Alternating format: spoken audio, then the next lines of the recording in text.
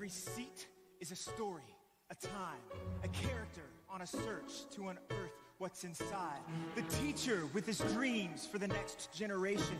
The CEO re-strategizing growth acceleration. The nurse in Uganda bringing healing and hope.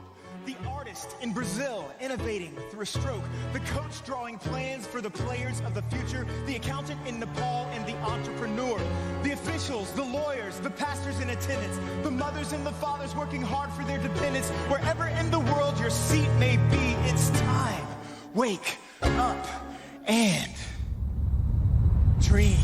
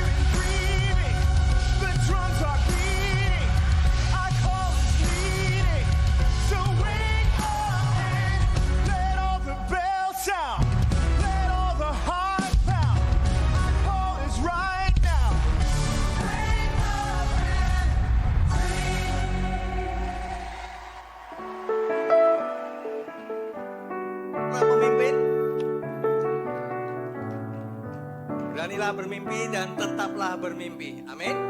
Karena mimpi itu gratis, Anda tidak perlu membayar apa-apa untuk mimpi Anda. Saya ingin menyambut semua Anda di dalam Global Leadership Summit Digital Experience 2022. GLS adalah sebuah konferensi kepemimpinan Kristen, tetapi bersifat terbuka dan tidak eksklusif. Ya, jika Anda memiliki keyakinan iman yang lain, kami sangat menghargai kehadiran Anda. Dan kita bisa belajar untuk saling menghargai setiap kepercayaan satu dengan yang lain. Nah, marilah hari ini kita memiliki kerendahan hati untuk belajar. Para pendeta bisa belajar dari para pemimpin bisnis dan dari pemerintahan. Jika Anda para pemimpin di marketplace, Anda bisa belajar dari para pendeta dan mereka dan para pemimpin dari dunia pelayanan.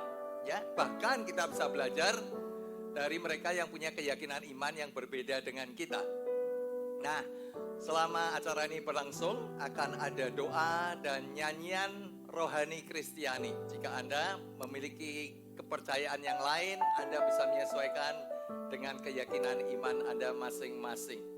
Saya ingin mengajak pagi hari ini kita sama-sama menyerahkan rangkaian acara kita, dan kita akan mengundang hadirat Tuhan juga ada di tengah-tengah kita, bahkan di rumah Anda masing-masing. Mari kita berdoa. Tuhan Yesus, terima kasih untuk kesempatan pagi hari ini kami boleh kembali berkumpul Tuhan di dalam GLS 2022. Hamba berdoa untuk para pemimpin supaya pagi hari ini semua dari kami boleh membuka hati kami dan pikiran kami bisa belajar dari para pembicara, tetapi juga mengizinkan Tuhan berbicara di dalam kehidupan kami. Untuk kami semua menjadi pemimpin-pemimpin yang lebih baik. Baik di dalam dunia pelayanan, di marketplace, bahkan juga di dalam dunia pemerintahan. Hamba mengundang hadirat-Mu Tuhan selalu ada di tengah-tengah kami, baik hari ini maupun minggu depan Tuhan.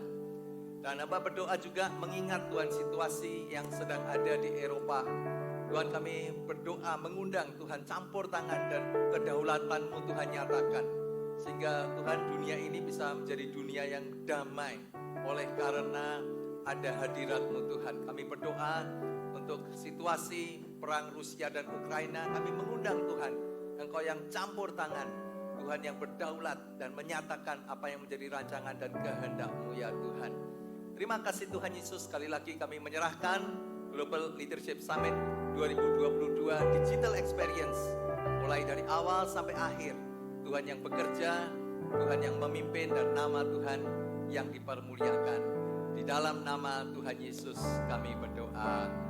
Amin. Let's welcome our worship team.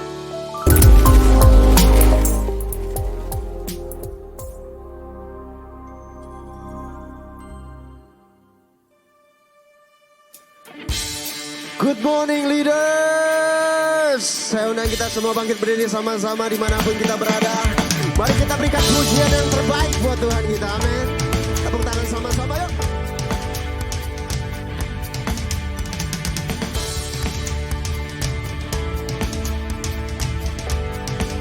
Satu suara. Mataku melihat keajaiban-Mu, hancurkan semua ragu. Hanya Engkaulah Tuhan sanggup. Katakan bersama. Imanku timbul dari perkataan-Mu, setiap hari kuatkanku. Firman-Mu yakinkan langkahku. Semua. Sungguh ajaib perbuatan-Mu selalu. Hatiku percaya kepada-Mu Yesus. Everybody give it up.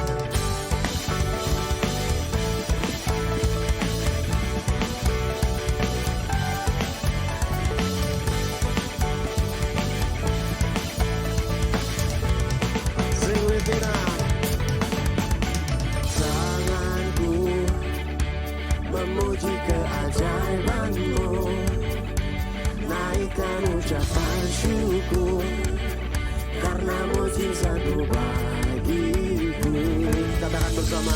Sungguh ajaib perbuatan-Mu selalu. Hatiku percaya kepada-Mu Yesus.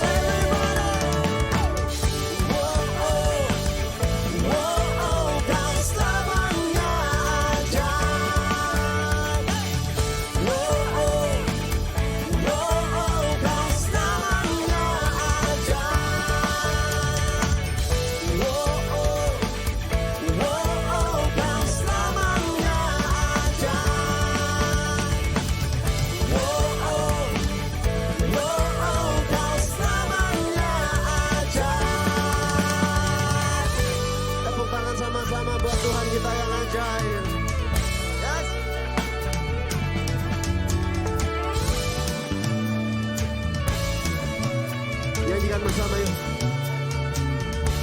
Katakan, sungguh ajaib perbuatanmu selalu.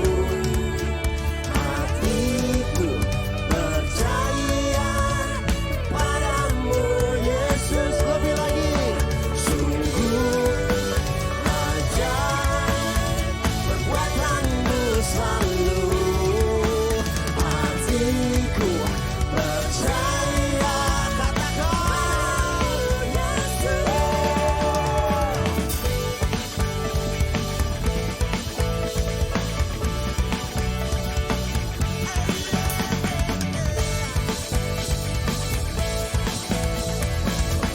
Tepuk tangan.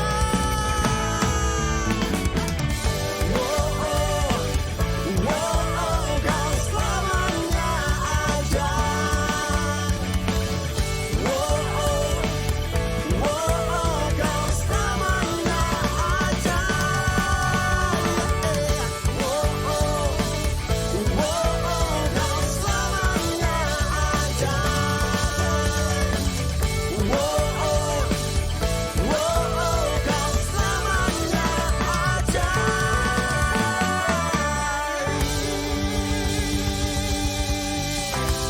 Kita percaya Tuhan yang kita sembah adalah Tuhan yang ajaib.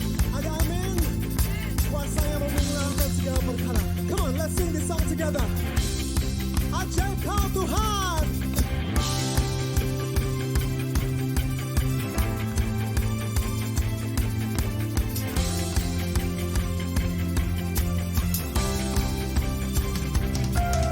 Terbayang kebesaran-Mu dan tak terbanding kekuatan-Mu Tuhan.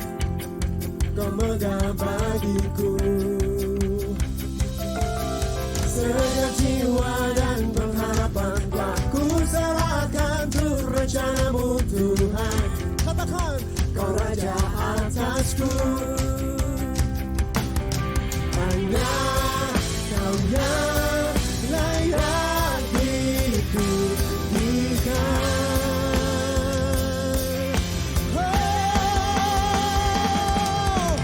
Ajaib Kau Tuhan, agung dan perkasa. Kau sumber kemenanganku, layak berkuasa, memerintah selamanya. Yesus Kaulah Raja mulia.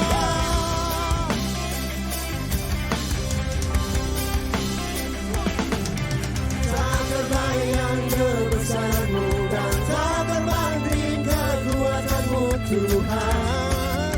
Kau megah bagiku, segenap jiwa dan pengharapan telah ku serahkan untuk rencana-Mu Tuhan. Kau Raja atasku. Hanya Kau yang layak dipulihkan.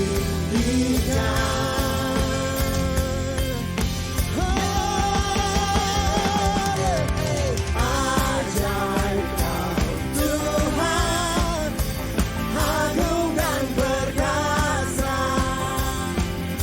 Kau sumber kemenanganku, layak berkuasa, memerintah selamanya. Yesus Kaulah Raja mulia. Ajaib Kau Tuhan, agung dan perkasa. Kau sumber kemenanganku, layak berkuasa, memerintah selamanya. Yesus Kaulah Raja mulia. Tepuk tangan semua di atas.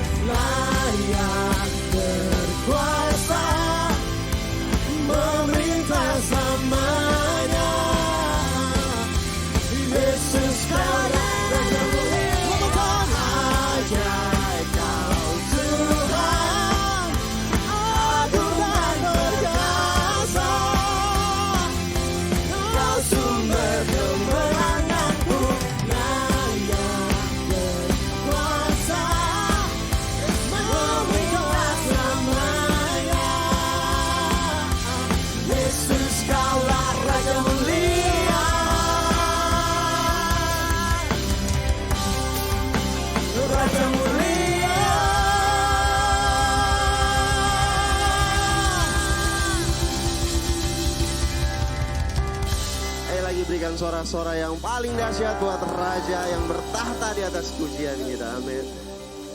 Saya percaya kita hadir di sini merupakan kebaikan Tuhan, merupakan anugerah Tuhan, merupakan kasih Tuhan yang gak terbatas buat setiap pribadi. Oleh sebab itu saya percaya setiap pribadi ingin rindu akan lawatan Tuhan lebih lagi. Dimanapun kita berada, let's come to Him. Dan katakan bersama, Engkau Allah yang baik. Engkau Allah yang baik buat setiap kami.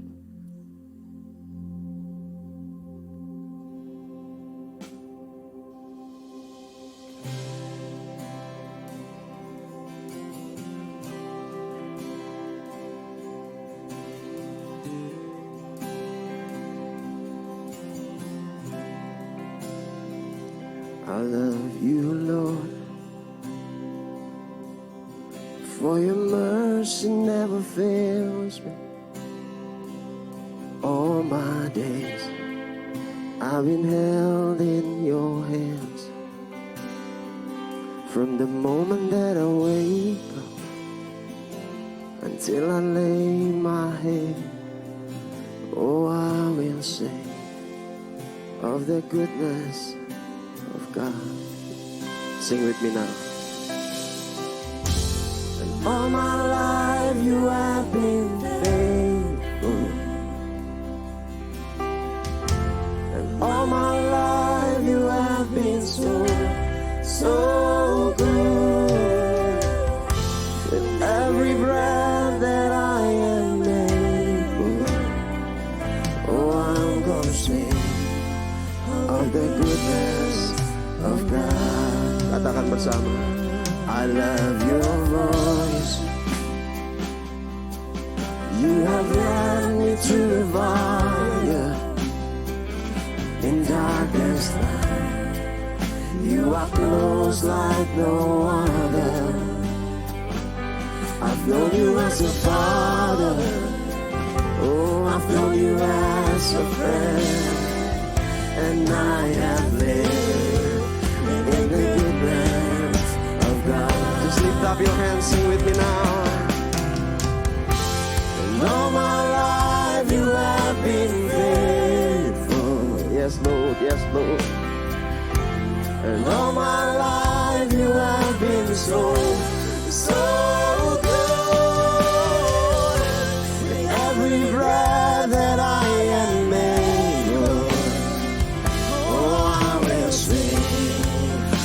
the goodness of God. Yeah.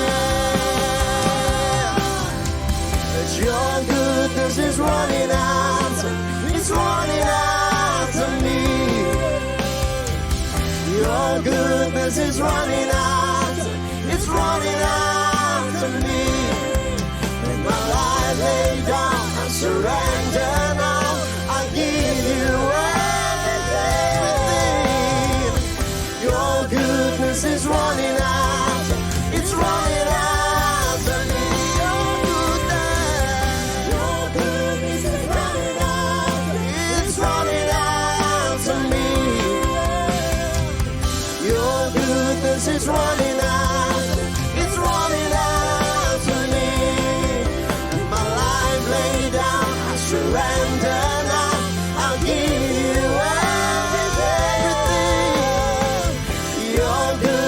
it's running out, it's running out to me.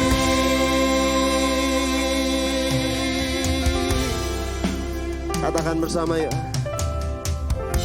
And all my life you've been faithful.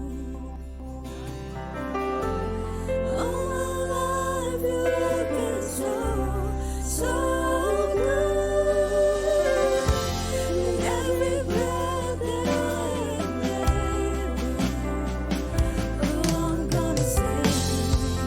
the goodness of God. Oh, I'm gonna sing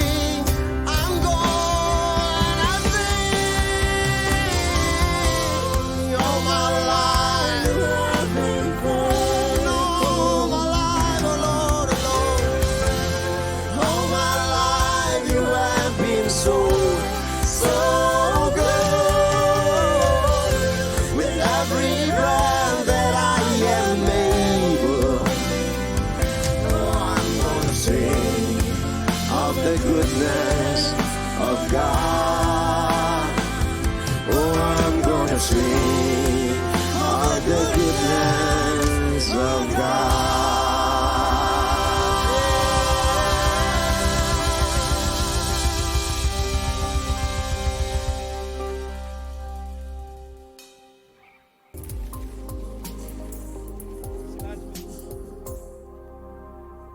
Good morning leaders. Senang Hai, sekali. Hai, senang sekali ya pagi hari ini saya Lucy. Dan ditemani saya oleh- Benny. Iya, menjumpai kembali saudara kembali di acara yang spektakuler ya Betul tentunya ya. sekali, Lus. Konferensi kepemimpinan yang paling besar ya Ben. Betul, ya. karena diadakan di Keren. seluruh dunia. Betul sekali. Apa Ya. itu acaranya? Global Leadership Summit 2022. Yeay, tepuk tangan dong buat kita semua. Iya. Iya, kayaknya semuanya terpaku sama kita berdua Ben. Iya.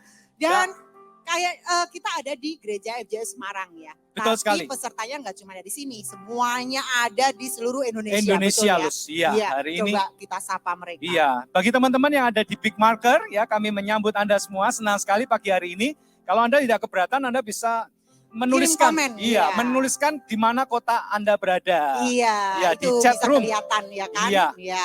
Dan Oh, ada peserta dari kota yang selalu bikin kaget. selalu bikin kaget. Iya.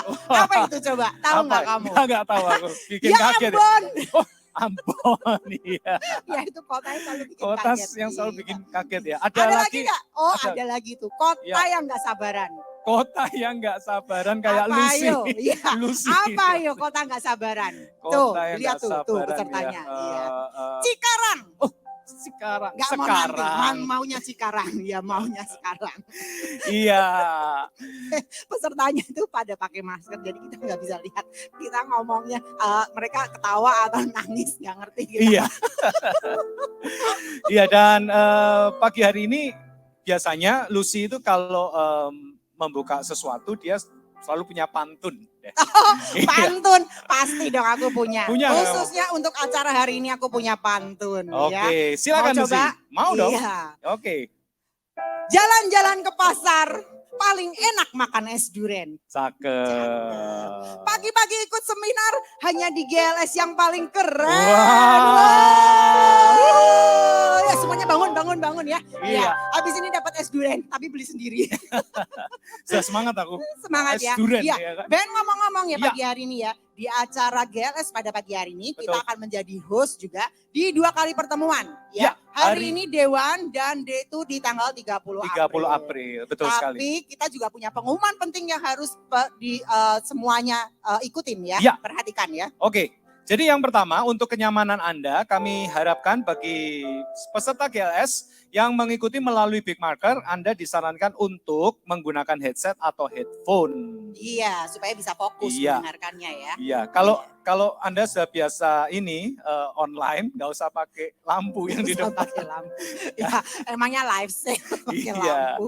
Nah, Iya. tapi kalau Dan headset bagi penting. saudara yang menikmati GLS Digital Workbook, dengan menggunakan smartphone atau komputer atau laptop itu lebih enak ya Ben ya. Betul. Iya. Ya, dan GLS sudah men-share untuk satu software aplikasi untuk Anda bisa mendapatkan workbook melalui Gnobi. Ya, bagi Anda yang belum mendownload Gnobi, ayo buruan ya Anda download Gnobi melalui link yang sudah dikirim ke email Anda, dan juga setelah itu Anda sign in Sign in. dan untuk masuk kemudian Anda akan menemukan workbook, dan hari ini dan untuk hari kedua Hari nanti Gnobi merupakan aplikasi yang kita gunakan untuk workbook GLS. Iya, dan Nah. selama program berlangsung, Anda dapat membuat catatan di GLS Digital Workbook. Ya. Buka modulnya, kemudian ini di cari Gnobi nih, bagian Lus. note. Ini di Gnobi nih. Di Gnobi ya. Wah, canggih Oke, ini. ya. Dan jangan lupa setelah mengisi refleksi atau jawaban atas pertanyaan, selalu ingat untuk berbagi dengan rekan pembelajar yang lain dengan cara klik icon share to group. Iya, supaya jadi- bisa saling belajar ya satu dengan yang Betul, lain ya Ben iya. ya. Dan bukan hanya itu, tapi bisa di like, Lus. Bisa di like Atau di ya. komen. Nah, Di ini luar komen. biasa Jadi Gnobi. bisa saling kenal ya. Iya, Kok betul. pengalamannya sama? Iya. Kok refleksinya sama? Gitu Oh, ya. malah curcol. Malah curcol ya. Aduh, Iya. Ben nggak perlu lama-lama lagi. Betul sekali. Karena saya mau Cikarang. sekarang saya mau mengikuti GLS ya. Iya. Dan kita sebelum masuk ke sesi-sesi selanjutnya yang akan lebih menarik buat kita akan mendengarkan message welcoming dari Country Director of the Global Leadership Summit Indonesia. Let's welcome Bapak Julian Fu. Ya, salam dari studio Jakarta buat Mr. Ben and Lucy ya. Lucy ini dari studio Semarang dengan teman-teman, salam sehat semua. Tiap tampil rambutnya selalu warnanya baru ya. Jadi mengingatkan juga kata mungkin tadi hostnya ya, kasih Tuhan selalu baru juga. Nah, pagi hari ini kita akan melihat bersama-sama beberapa briefing singkat. Anda bergabung dengan salah satu program leadership terbesar yang Anda ikuti sekarang ini karena sudah diterjemahkan lebih dari 68 bahasa di 150 negara lebih dan ada kurang lebih 500 kota yang mengadakan program pengembangan kepemimpinan berkelas dunia seperti sekarang ini. Dan terlepas dari tantangan pandemi yang ada, kita masih bisa berjuang dan oleh kemurahan Tuhan ada kurang lebih 315.000 orang yang telah mengikuti program ini sepanjang 1 tahun terakhir. Dan secara khusus dari Indonesia, kita bersyukur sekali ya dengan situasi dan teknologi yang ada, kita tetap bisa menjalaninya. Ada 4 studio dari Jakarta, Semarang, tadi Mr. Ben dengan Madam Lucy saya sebut, dari Semarang, kemudian ada juga dari Bandung ya, luar biasa Bandung. Kemudian dari Surabaya ya akan standby juga khususnya buat minggu depan kita akan ada special segmen buat anak-anak muda. Dan dari 4 studio ini kita akan melayani kurang lebih, ini saya juga kagum sekali panitia ya registrasinya, ada kurang lebih 888 orang yang terdaftar dalam program Global Leadership Summit tahun ini.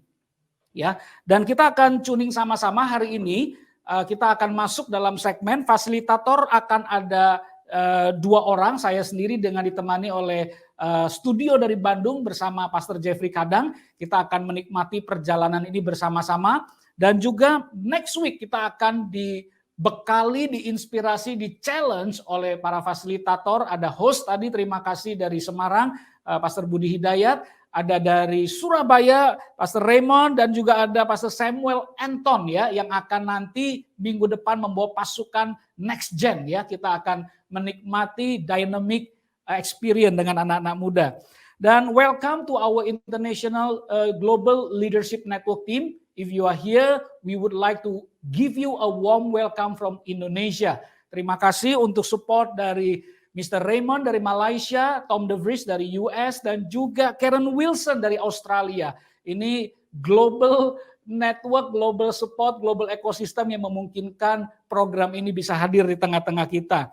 Well, yang belum sekali lagi tadi sudah disampaikan, jangan sampai ketinggalan belum download karena experience Global Leadership Summit tahun ini akan betul-betul kita interact dengan digital apps.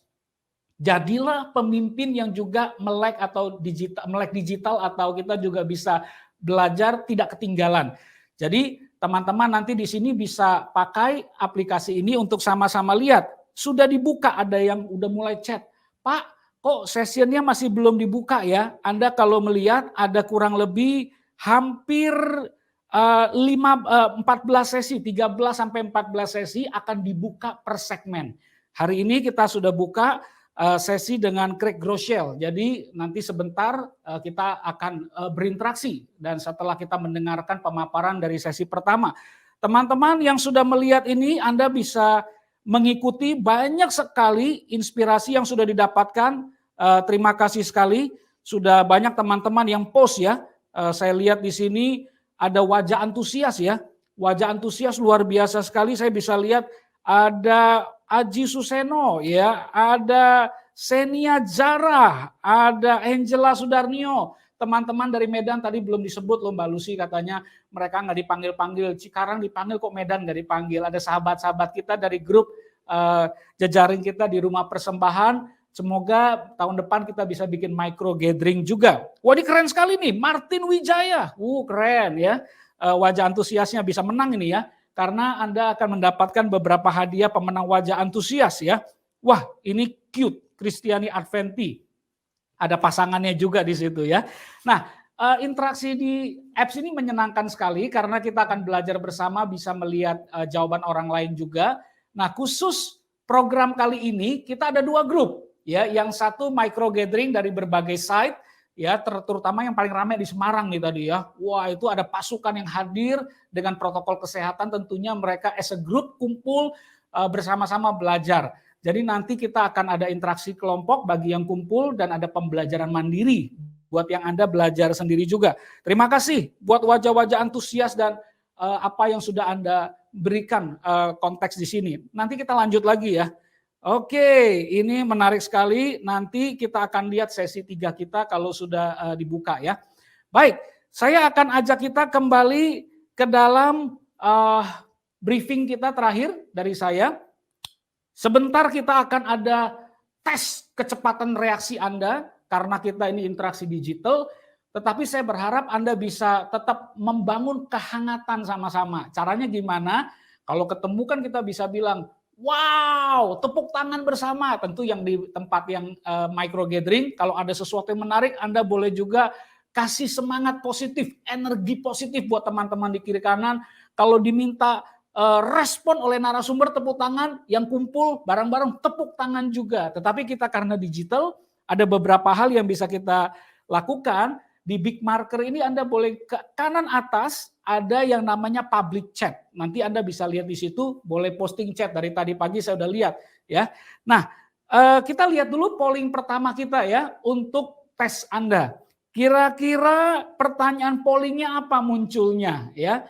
Rencana libur lebaran Anda silakan di polling. Kira-kira di rumah aja ya, biar aman dan tentunya hemat. Ada yang bilang mudik Pak, pulang kampung, silakan. Ada yang bilang jalan-jalan keluar kota via darat aja, mobil supaya aman. Udah beli tiket sih keluar kota. Ada yang bilang udah bosan nih di Indo, udah buka dia border di Singapura, di negara-negara lain. Saya mau keluar negeri. Ada yang bilang kerja. Ini positifnya, berarti nggak ada liburan ya.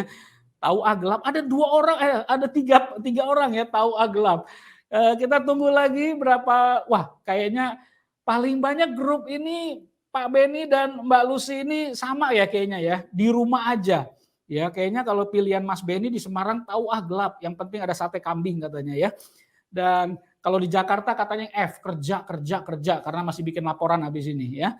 Baik, terima kasih. Kecepatan responnya TOP, top banget ya.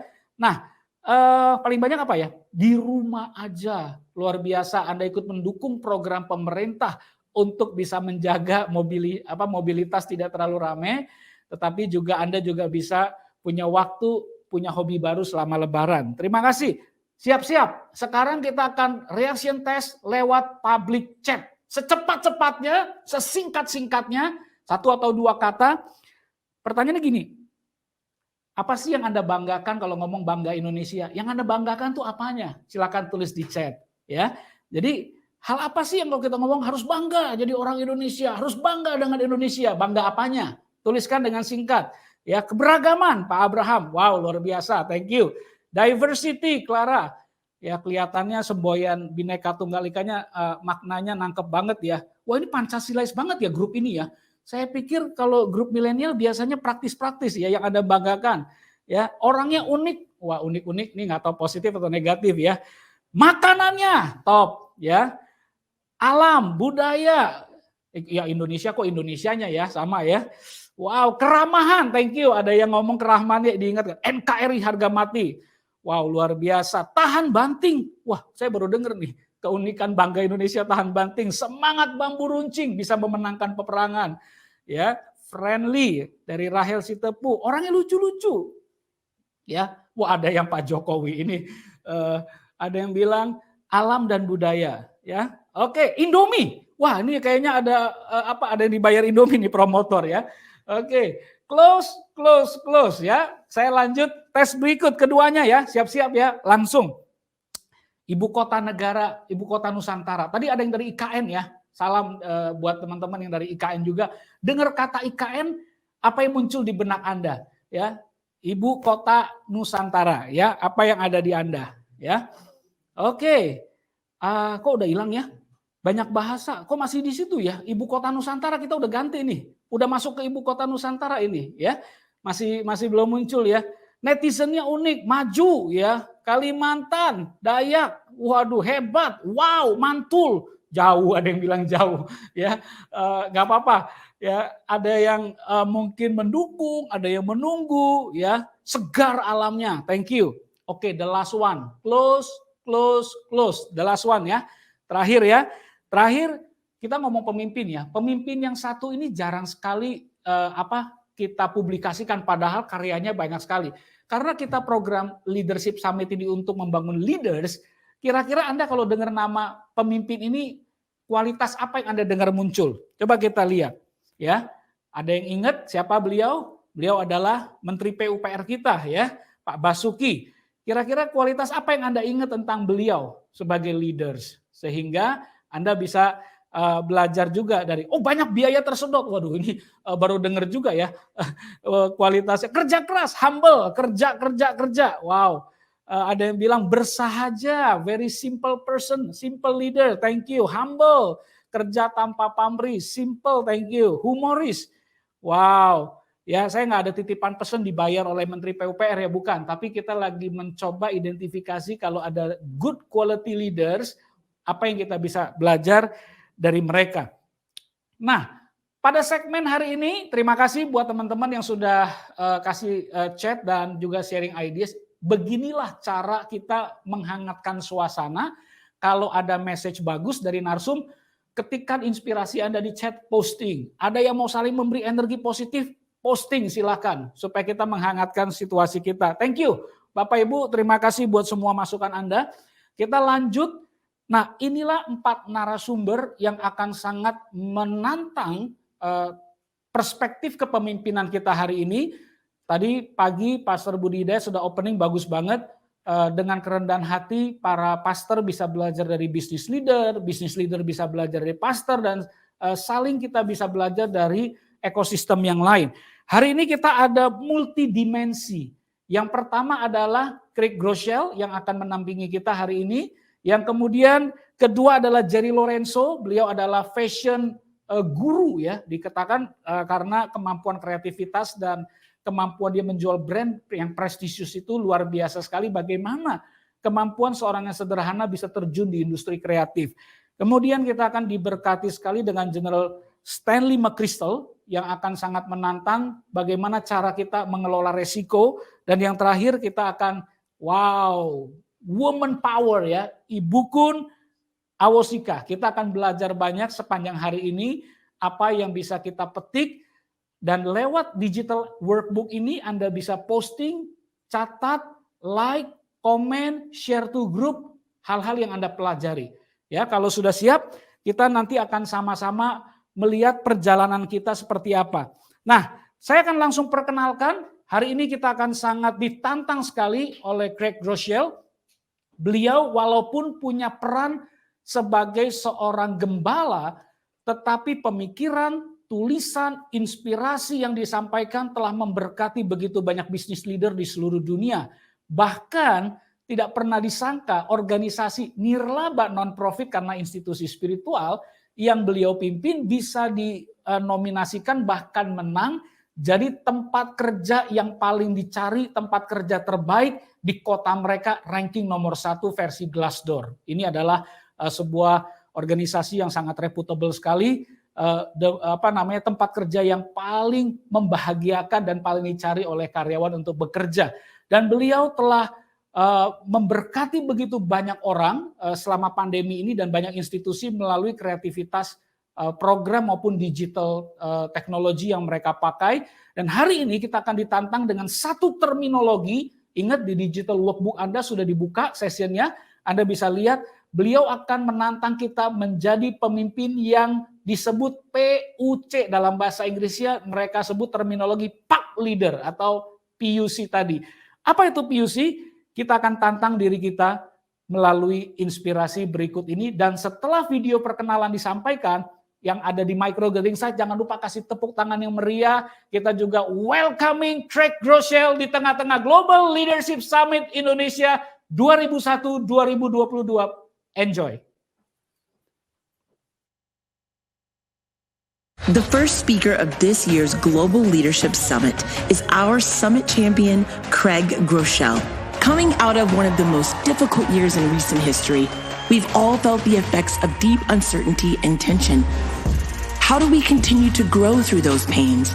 How do we expand our capacity in a time of chaos? In the last 25 years, Craig Groeschel has walked through many difficult seasons as the founder and senior pastor of Life Church. In that time, he successfully multiplied the Life Church congregation across 36 locations in the United States as well as globally online. Under Craig's leadership, Life Church is currently ranked as the #1 place to work for small, medium businesses. When handled well, pressure can be a gateway to potential. Craig is also a New York Times best-selling author. In his latest book, Winning the War in Your Mind, there's a challenge for all of us. If we can improve how we think, we can improve how we lead. Whether through his top-ranking podcast or his global speaking platform, Craig continues to raise up thousands of leaders and equip them for whatever comes their way. That's why the Global Leadership Summit is honored to welcome Craig Groeschel.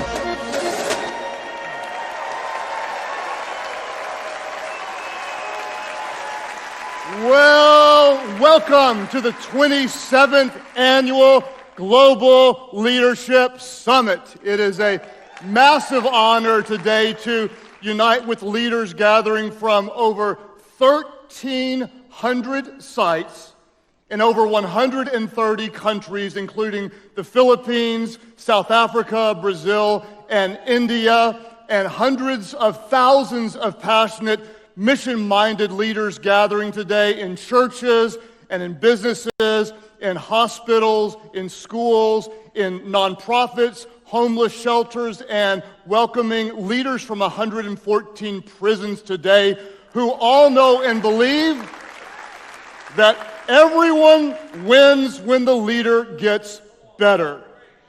How many of you are ready to grow in your leadership? If you're ready, say, I'm ready. Are you ready? Before we dive in today, I want to ask a question. How many of you would agree that it's been one heck of a year? Raise your hands. Raise your hand. Anybody need a little bit of good news? In the middle of a difficult season, I want to give you some good news. And the good news is this, leaders. The next time we endure a global pandemic and the whole world shuts down and there's unparalleled political division and racial and social unrest, the good news is, leaders, you will have some experience.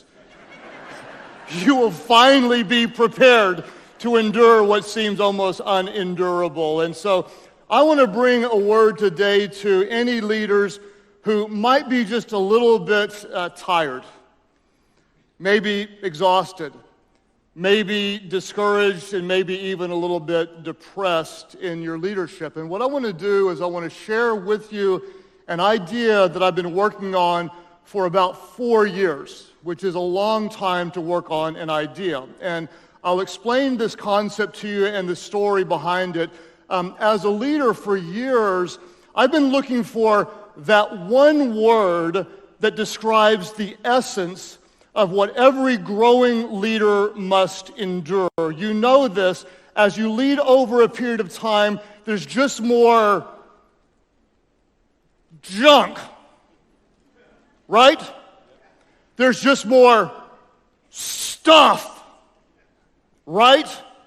There's more issues, there's more people to manage and problems to solve and emotional burdens to carry. What's the one word that captures the essence of what every growing leader must endure? What is it? It's the snags. That's not it. It's the obstacles. It's not it. It's the hurdles, the unresolvable issues, the unsolvable problems, the indescribable weight that you carry in leadership. I searched and searched, and this was like years of a journey. What is the one word? You endure the what? You handle the... You almost think of like bad words when you're saying this, right? You know, you navigate the what? and I couldn't come up with the word. I wanted a word. There has to be a word, so I created my own word. Are you ready to hear my made-up word? The word that you need to know that we all endure is the word puck. P-U-C. Everybody say puck. Now let me warn you, when you say it, you must enunciate very carefully. Everybody say puck. The title for my message today is Growing in Your Capacity for Puck. Why puck, you ask? Well, I'm happy to answer it. I love my made-up word for so many reasons. Number one, because it sounds unpleasant. Nobody orders a nice bowl full of puck for breakfast. It sounds unpleasant. It rhymes with almost all negative words. Now, notice I didn't say bad words. I said it rhymes with negative words. Don't you even go there. I'm a preacher, and let's keep mature in this room. Almost all the words it rhymes with are negative, like stuck, suck, yuck, and muck. I like this word. It's memorable. And my hope is that maybe even weeks, months, or years from now, this might be a word that gets integrated in your organization because you can do a lot with it. It's pucky, right? Sometimes leadership is pucky. Don't get stuck in the puck. You might even say this pucks every now and then, and there's a lot more that you can do with it that I would not even try to do, but that's between you and your leaders. Now, admittedly, this word will lose a little bit of power in translation. The good news is that these talks will go into some 60-plus different languages, and so I have no idea what PUC spells in Spanish or Mandarin Chinese, and I apologize if it's worse than puck wherever you live in your part of the world. But in English, the word puck, P-U-C, stands for 3 different words. Are you ready for them? To move your organization forward, to reach more people, to have a greater impact on this world, you must grow in your capacity to handle pain, uncertainty, and chaos. As leaders, we must grow in our capacity for puck. And what I want to do is I want to cover these 3 very important leadership subjects, and then I'm going to give you 3 very important leadership application questions. Do not listen to this talk without applying the questions. As leaders, we don't just hear, we lead, and we do. And these are designed for you to reflect on yourself and to cover with the leaders in your organization. Let's start with the last one and work our way to the toughest one. We'll start with chaos. I want to talk for a moment and see how many fellow control freaks do we have in the house today. Control freaks, raise your hand, raise them up, raise them up. If you find yourself wanting to raise the hand of the person sitting next to you, I'm talking to you, my friend. You are a fellow control freak. As leaders, we tend to instinctively hate chaos. We want things to move slow, organized in a way, and we want to work to develop simplicity in our leadership. We want healthy systems. We want things to flow. But as leaders, in order to have growth, we must be able to endure a little bit of chaos. Why? Because if you avoid chaos, you limit growth. Anything that grows will have a little bit of chaos. As leaders, we need to learn to endure a little bit of chaos, because as leaders, we know that you can have control or you can have growth, but you can't have both. If you are too controlling in your leadership, you can become the limiting factor. Trying to eliminate all chaos, you may inadvertently limit the growth. Why is this so important? We know that too much structure, too much control, it stifles the growth. In fact, some of you, you're living in this right now at this moment in your organization. You're stuck in a bureaucratic nightmare. You can't even order a box of pens without getting 3 signatures from departments above you. Why? Because there are so many rules and policies and procedures. I heard someone say that rules and policies and procedures are actually organizational scar tissue. What does that mean? Some idiot made a mistake and someone high up made a rule. The more rules you have, the more scar tissue because of all the mistakes. As a side note, and this is really a step away from my theme, but I would suggest this. When somebody's dumb, lead dumb. Manage dumb. Manage the person, don't make a rule. Too many policies limit progress. As leaders, get comfortable with a little bit of chaos because you can have control, you can control everything, or you can have growth, but you cannot have both. I will admit that I am a recovering control freak. I tried to control everything, and in the early years, I had a very kind leader in my organization come and tell me that I was getting in the way of progress. I had to grow in my ability to tolerate some chaos to get even more progress. And what happens is when you start to delegate or when you start to let go, sometimes things don't go exactly as you want them to go. And that's when growing leaders start to grow. One of the reasons that growing leaders grow is because they do. If we're always controlling and taking away their ability to do, we also rob them of their ability to grow. I'll play a little game with you to help you see how far I've come in tolerating chaos and creating a growth-minded culture. Could I get at all of our locations, would you mind raising your hand just to make sure your hand raiser works? Can you raise your hand? Raise them up. I need everybody to play along. Just to make sure, okay, you are all, everyone with your hand up, you're playing this game with me. What I'm going to tell you is that in the early years of our organization, I interviewed and hired everyone. Because our organization now is in 11 states with multiple different kind of departments and such, I do not do all the interviews. I want to ask you to vote on which ones that I do. Are you ready? If you're playing, lift up your hands. Lift them up. Lift them up. Okay, first one. We have 36 campuses, those are churches, that are overseen by point pastors, one of the most important roles. Would I interview those roles? Raise your hand if you think so. That's too easy. We're starting with the easy one. Okay, you say yes. There's an associate campus pastor who will be a future campus pastor. Would I interview that role? Pretty dang important. Okay, how about a worship pastor who sets the culture and brings people before the presence of God? Would I be involved at that level?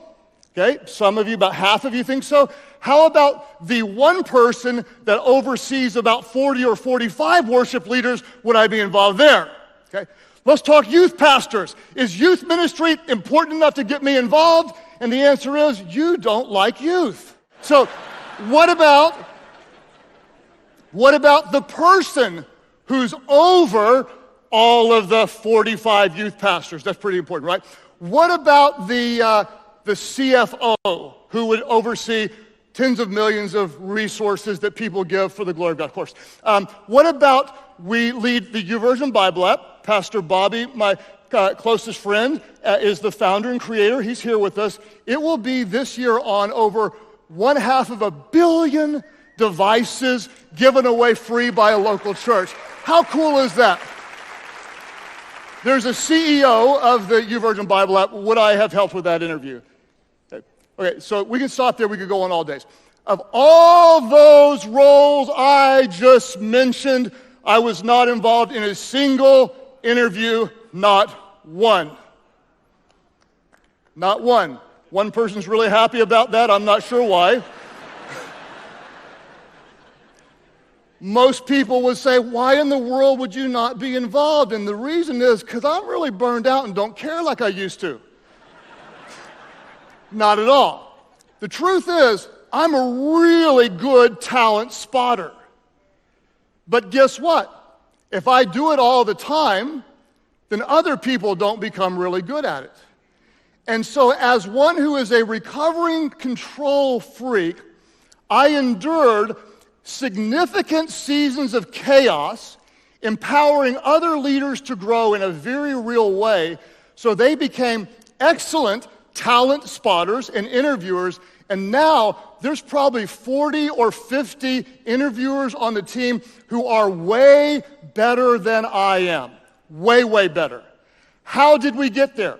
How do we train those people? How do we keep those people? How do we retain and not lose them? By staying out of the way, enabling them to lead, saying, you are important. I'm not the only one who's good at this. I believe in you. How do you get there? You get there by trusting, empowering, and you have to endure a little chaos. Did they make some bad hires? Yes. Did I make some bad hires? Yes. How do you get better? By being dumb and learning from being dumb. Here's what I learned, and this is so important, I hope you'll write this down. The best leaders don't obsess about controlling outcomes. The best leaders obsess about empowering leaders. It's so important. The best leaders don't try to control everything. We can endure a little bit of chaos. The best leaders obsess about hiring and empowering other leaders. So, to get to the desired outcome, what do you want to see, leader? What are you looking for? What's the goal? What's the win? To get to the desired outcome, you'll need to endure a little chaos. What do we know? The mark of great leadership isn't measured by how much you control, but by the leaders you empower. Question number one, application question. Number one, what are you controlling that you need to let go? I want to let this land because for some of you, this is the very reason you're at this conference. You may be the hindrance to the progress in your organization because you're too controlling. You'll need to endure a little chaos and you'll need to let go. What are you controlling that you need to let go? And if you don't know, ask the person who works for you and all the people around you, and they'll be happy to contribute to your education. We want to grow in our ability to handle a little bit of chaos. If you want to grow, you have to let go. Because you can have control or you can have growth, but you can't have both. Puck, pain, uncertainty, and chaos. Let's talk about uncertainty. What do we know for certain? The only thing that we know for certain is that the future is uncertain. And everybody said, amen, right? I like what my good friend Andy Stanley said about uncertainty. He said, uncertainty is not an indication of poor leadership. It underscores the need for leadership. And in these very uncertain times, your role as a leader is incredibly important. Every single one of you. Your leadership matters more than you can imagine. Let me give you two statements about uncertainty. Because our world is uncertain, a good leader plans for unforeseen challenges. Hopefully you do this. You might have a big unbudgeted repair, or you might have a salesperson take another job, or you might be hit by a lawsuit, or you might have an unexpected downturn in your industry. So a good leader plans for unforeseen challenges. But a great leader also plans for unexpected opportunities. Let me say it again. A good leader plans for unforeseen challenges, but a great leader plans for unexpected opportunities. Why? Because wherever there is uncertainty, there is always opportunity. In fact, as I look back over our course of leadership over 25 years, what I noticed is that the most significant and impactful things we've done were born in uncertain times, and they were things that we never planned to do. I want you to hear this. The most significant things that we did as an organization were not on the 5-year goal list. And I'll give you a few. In 2001, our church was honored to pioneer multi-site movement. There were others doing it, but we didn't know them, they didn't know us, And we were on the front end of experimenting with video teaching and doing church in multiple locations, and we didn't plan to do that. We didn't plan to create the world's first church online platform in 2006. Not just a streaming mechanism, but a highly engaged, relational, with language translation, impacting leaders from all over the world, with evangelism and the Word of God. We didn't plan to do that. We didn't plan in the year 2020 to have been giving it away to just a few hundred churches, to suddenly have thousands of churches need the platform. 45,000 reached out to us and asked for us to give it to them. It was free to them. It was not free to us. We didn't plan to give it away at that level, but we were able to do so. We didn't plan on creating the YouVersion Bible app.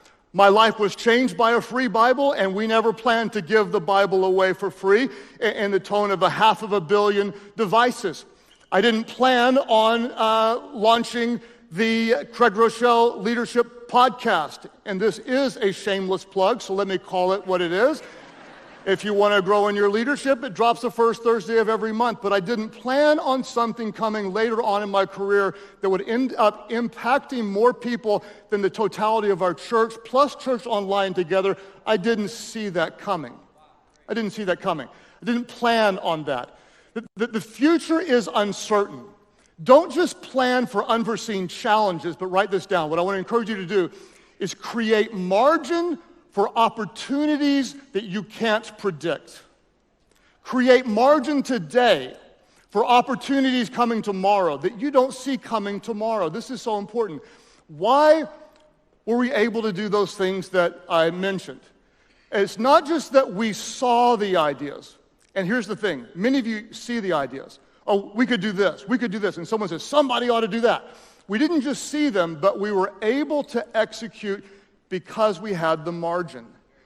Anytime there is uncertainty, there is always opportunity.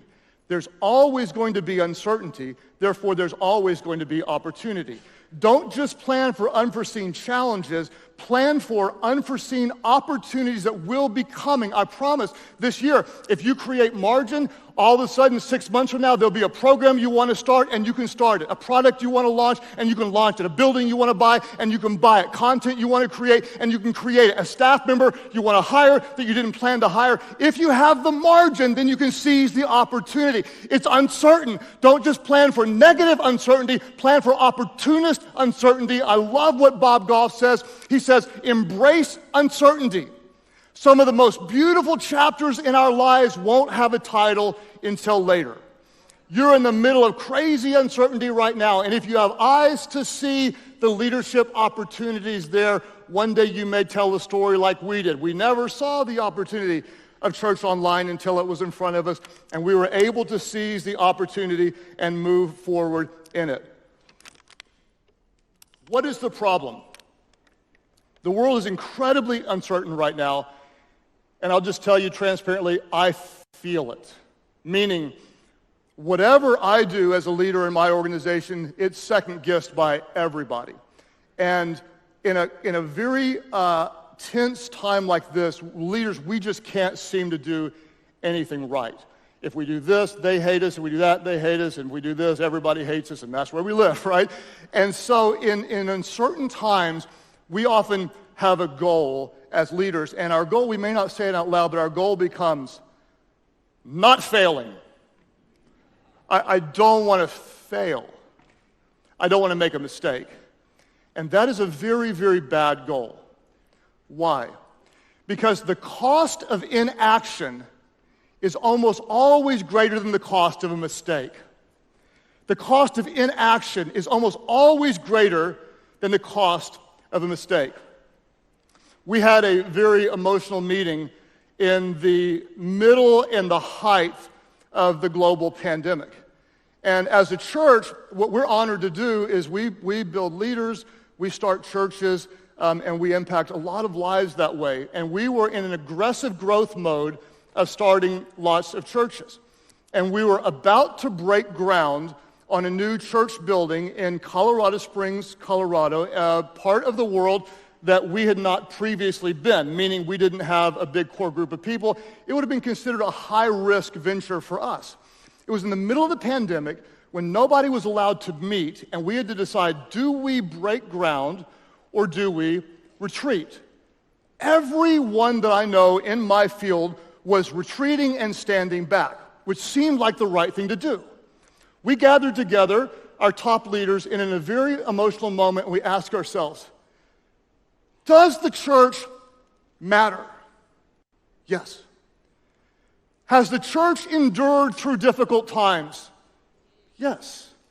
Has the church endured through pandemics before? Yes. Will the church continue to endure and thrive in years to come? Yes. Will people need the church more in the middle of this kind of complicated season than ever before? Yes. Will they gather again like they are today? Yes.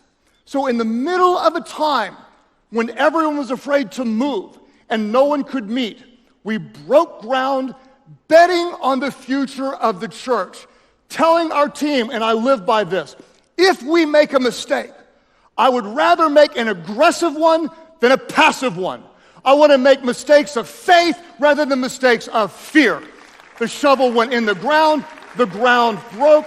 Months later, we were able to meet online, and then a few people together. And here on the latter end of a global pandemic, there is now a building open in Colorado Springs, meeting in 3 services with over 1,700 people there. Last weekend gathered together with a decision that was made by faith. I don't tell you that to clap for us. I tell you that to inspire you. Question number 2. What risk do you need to take? What's your risk? There's uncertainty. There's always uncertainty. The world could fall apart. Guess what? It just did. It just did. There's always going to be risk. There's always uncertainty. And there's always opportunity if you have eyes to see. Leader, pastor, what theory do you have? What hunch? What idea? If it's still on your heart, maybe there's a reason. Remember, no organization ever achieved greatness by playing it safe. What risk do you need to take? If you're waiting for to be 100% sure, I'll tell you this. If you wait until you're 100% sure, you'll almost always be too late. Increase our capacity for PUC. Pain, uncertainty, and chaos.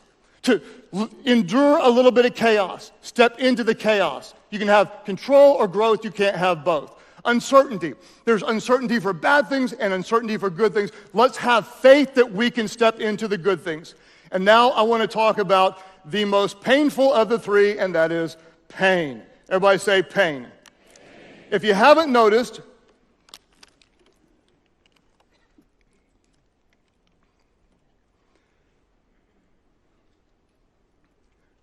there is no pain like leadership pain. There's no pain like leadership pain. The good news is, as you grow in your leadership, there are some benefits, but there's always a cost. Give me more influence. Pray that prayer carefully. With more success does come more fans. Also comes some really loud and rude and hateful critics, right? With more influence comes more resources and more opportunities. But there also comes more challenge, more burden, and a very weighty responsibility of stewarding the resource and the people entrusted to you.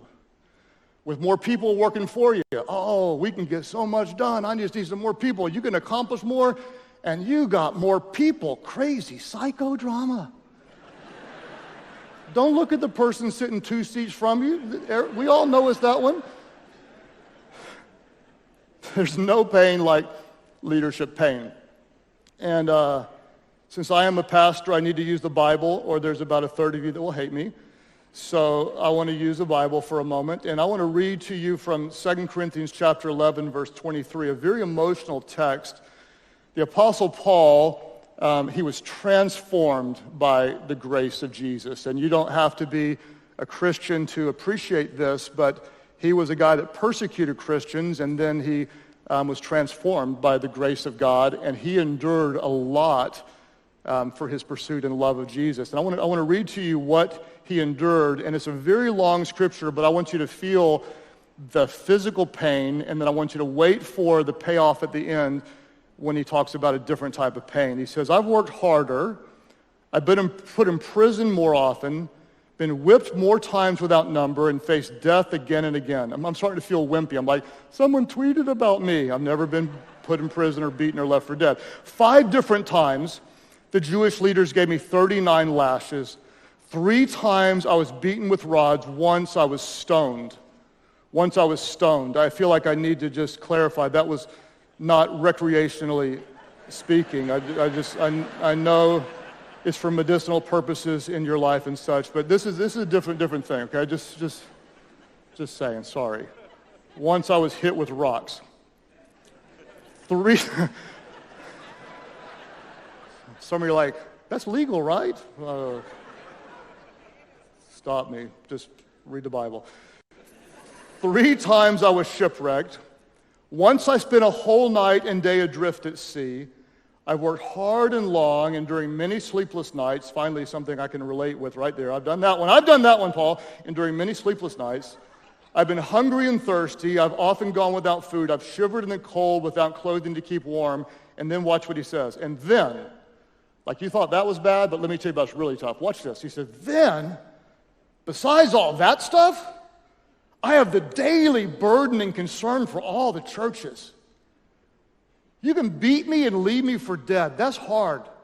But then, the stuff that's really, really tough is the leadership stuff. There's no pain like leadership pain. And that's why I tell our team often that if you're not hurting, you're not leading. If you're not hurting, you're probably not leading. And I want to speak to those of you that are hurting in your leadership and hopefully bring a little bit of encouragement to you. I'll tell you a story to illustrate a very important principle. In the early years of the church, in the early months, our church started in a 2-car garage, and we had about 40 people at the beginning, and we quickly had a revival, and it grew to about 60 people. It was pretty amazing. And we had 2 small groups at the time. These are little fellowships that meet together. One was my group, and the other was a group led by a friend of mine. And my friend started teaching some stuff in his group that I considered to be inaccurate translation of the Bible, and I considered it to be dangerous. Now, without being too offensive to any form of theology, back in that day, it was kind of called like name it and claim it, blab it and grab it, see it and be it. In other words, if you just had enough faith, then God had to do whatever you were asking for. And I felt like that was dangerous. So my friend was really insecure because he was losing his hair. It was going out. And this was before it was like cool to be bald. Like if you're bald now, you're like, you're cool, man. Back then, he's like, ah. And so he was freaking out. And so I said, would you please stop teaching that theology? I disagree with it, and I think it's dangerous. He said, no, I'm going to teach it. If you have enough faith, God will do it. So I said, okay, if you pray and come back with hair, you can teach it. Well, he didn't come back with hair. That was rude, I know. I wouldn't do that now. But I did it then. And so I just said, you have to stop. And he said, if you ask me to stop, I'm going to take them with me and go start another church. Well, that was about half the church.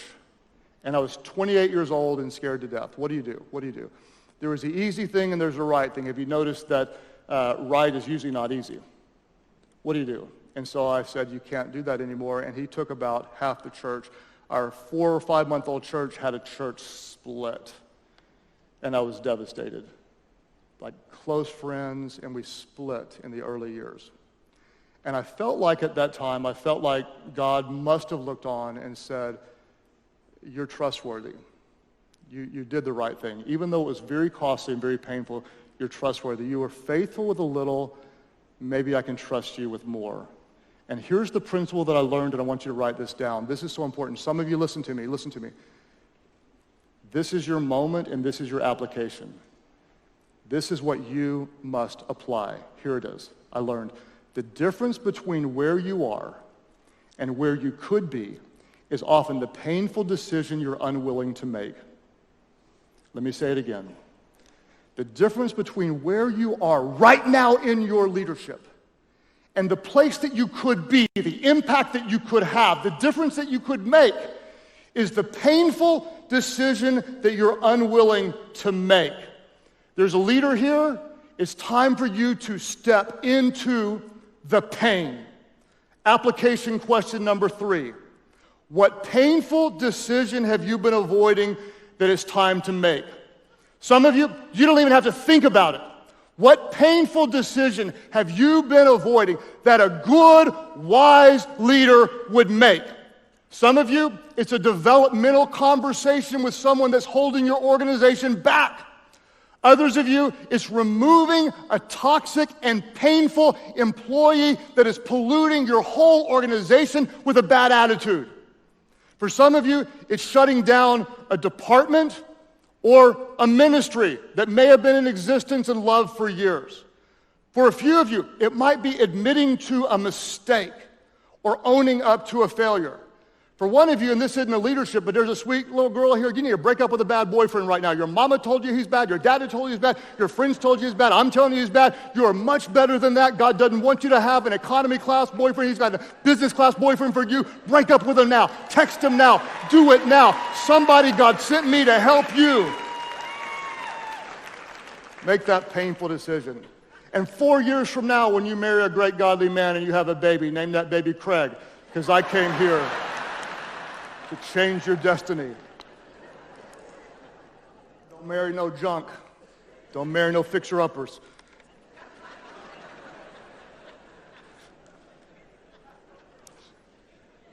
Let this sink in, leaders. Let it sink in. What painful decision have you been avoiding that it's time to make? Why does this matter? Because your capacity to lead toward the future is determined by your ability to endure pain today. Your capacity to lead toward the future is determined by your ability to endure pain today. Are you ready to grow? If you're ready to grow, say, I'm ready. Are you ready? Are you ready? You're going to have to grow in your capacity for puck. There's puck all around you. It's just a bunch of puck. How do you grow? How do you grow? Let me tell you how you grow. The way is always through, not out. That's how you grow. We want to run, we want to hide, we want to play it safe, and we don't grow when we play it safe. Leaders, the way is through, not out. Pain, uncertainty, chaos. These questions are so important. This is not a game. I want you to apply these questions. Let's go over them one more time. Number 1, what are you controlling that you need to let go? What are you controlling that you need to let go? What risk do you need to take? It's time. Let's go. No organization achieves greatness by playing it safe. Number 3, what painful decision have you been avoiding that it's time to make? I've had the honor of leading Life Church for 25 years. And last year, the chaos hit harder. I've never been so uncertain. The pain was so intense, and my leadership anxiety was pegged to the charts, so much so, and it's difficult for me to admit this publicly, but I started to question my own abilities and wondered, am I still the right guy? It is the first time, and the only time in 25 years that I considered going out, not through. Out seems so much easier. Maybe my best years are behind me. Maybe I'm not the right guy. And I got depressed, and I got low, and I got desperate, and I was afraid, and I couldn't pull myself out. I told you I've been working on this talk for 4 years, and my very dear friends with GLN called in the middle of all my pain and depression and said, what talk are you going to give next year at the summit? Like, I don't even know if I can lead my family, much less lead a summit. And I pulled out this old talk that I was working on, and I just started looking at it, and it was odd that my notes started speaking to me, and there was a line in my notes that jumped out. I had this written in my notes that said, when things are uncertain, what's most important becomes clear. When things are uncertain, what's most important becomes clear. And all of a sudden at that moment, I just felt like the presence that was so much greater than just me in the room. And I realized what's most important was not my comfort, and not my control, and not my plans. And faith rose up inside of me as a spiritual leader, knowing that a divided world needs a united church. And that whenever the world grows darker, you see the light shines brighter. And in that moment of depression, I could just feel these very words speaking faith into my discouraged soul. And I said to myself, this is what I said. Don't laugh, this is what I said. You can say whatever you want to yourself, but I said, pucker up. Pucker up. Accept the chaos. Embrace the uncertainty. And step into the pain, because it's an honor to suffer with the Savior who suffered for me. Leaders, I don't know who this is for, but you can throw in the towel. You can throw in the towel. Or you can pick it back up and wipe the sweat off your face and re-engage in the fight of your life. I came to tell somebody, if you're not dead, you're not done. Pucker up and do what leaders do, all for the glory of God. You have everything in you to do what you were called to do. The very reason you are where you are is because you're the right person for this moment. Pucker up, have faith, and do what you're created to do. So God, I ask that over the course of this GLS, you do a powerful work in the lives of these leaders to build their faith, to strengthen their vision, to deepen their integrity, to embolden their leadership. God, give them the confidence to serve with humility, love sacrificially, the courage to stand up when others back down. God, infuse these leaders with the power of the one who gave his life to lead us to know you, not for our own benefit, but to those we serve, love, and lead, to impact the world, all for your glory. In Jesus' name. And all the leaders in the house said, amen and amen.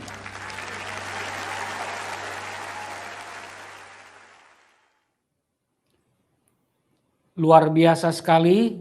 Tidak salah kalau kita coba menjadikan ini doa sederhana buat kita semua leaders. Tuhan, jadikanlah kami para peserta, para pemimpin di Global Leadership Summit tahun ini pemimpin yang mempunyai kapasitas PAK, mampu menghadapi pain, rasa sakit, mampu mengelola uncertainty, ketidakpastian, dan bisa mengelola juga yang namanya chaos atau kekacauan. Tidak semua terobsesi ingin kami kontrol. Dan ketika ini bisa kita terima, kita juga akan belajar menjadi pemimpin yang lebih baik. Nah, cara belajar yang terbaik adalah bukan saja kita melihat ini cocok buat bos saya kayaknya nih. Mestinya ikut bos saya katanya nih Pak Julian. Atau Anda berkata nih kayak cocok buat pemimpin saya di tempat di mana komunitas saya melayani atau bekerja.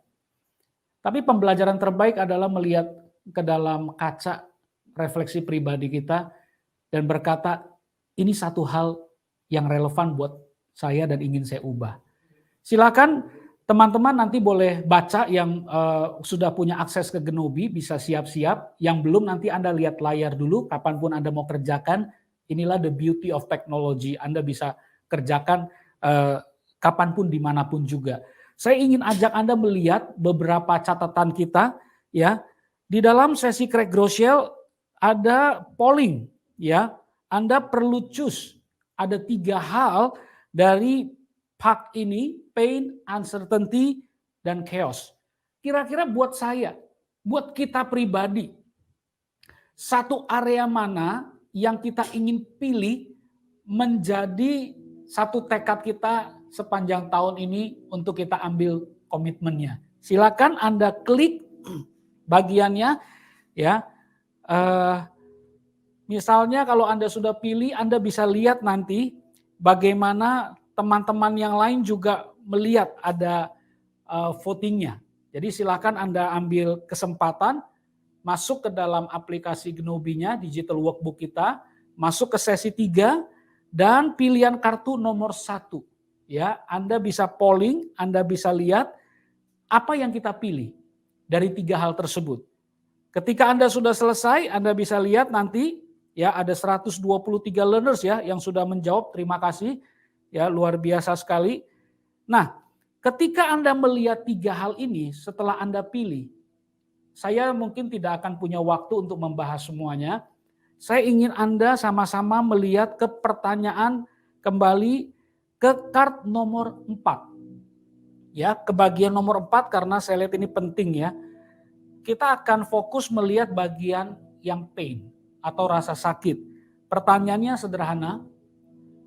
Setiap kita kalau masuk menghadapi rasa sakit ini, keputusan seperti apa yang seringkali kita hindari, tapi lewat pesan Craig Groeschel hari ini kita diingatkan, ditantang untuk tidak lari dari kenyataan, tidak menghindar. Tapi kita mau mengambil kesempatan apapun dan kita masuk ke dalam rasa sakit itu karena ini waktu yang tepat untuk kita jalani. Ya. Dan langkah pertama yang Anda ingin ambil keputusannya apa? Di card nomor 4, ya. Silakan di kolom bawah ada tempat isian di boxnya. Silakan ketik jawaban Anda. Kalau Bapak Ibu tidak keberatan untuk menginspirasi rekan-rekan yang lain setelah jawab, klik share to group supaya teman-teman yang lain bisa menjawab juga. Keputusan seperti apa yang sekalipun menimbulkan rasa sakit, yang jangan saya hindari, namun sudah waktunya untuk dilakukan. Entahkah menjadi pemimpin yang lebih sabar untuk bisa membimbing, walaupun menyakitkan kadang-kadang udah bayar, udah kita yang sebagai owner misalnya Anda udah bayar orang harus ngajarin, ya itu memang sebuah proses. Orang tua yang lebih mendengarkankah? Kita punya hak merasa seperti orang tua harus didengar, tapi kita harus masuk proses untuk mendewasakan generasi mendatang dengan mendengarkan mereka. Menjadi tim yang lebih mendukungkah? Walaupun kelihatannya tidak diperlakukan dengan fair, tapi demi keberhasilan organisasi kita mau jalankan. Itulah kualitas seorang leader. Silakan ambil waktu 1-2 menit untuk bisa mengisi. Kemudian Anda bisa klik link share to group. Jadi setelah Anda ada di bawah, Anda bisa isi ya, masing-masing seperti apa. Nanti Bapak Ibu bisa melihat bagian-bagian yang bisa kita pelajari dari teman-teman yang lain juga. Sambil Bapak Ibu mengisi, saya akan coba melihat ya, sudah ada yang mengisi. Terima kasih sudah ada yang post to group. Ya. Ada yang Pak Suharyanto ya, belajar listening. Kadang menyakitkan kan karena apalagi udah diomongin berkali-kali ya. Tapi kita masih memberi ruang buat mereka. Ada lagi dari Pak Andre. Wow, thank you Pak, meninggalkan ego. Luar biasa sekali.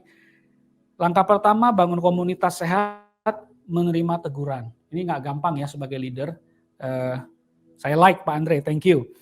Kemudian juga kalau kita lihat di sini ya, ada yang berani bayar harga menembus batas. Kalau boleh berkenan, lebih spesifik Anda boleh kembali mau edit jawaban, area mana, posting lagi ya.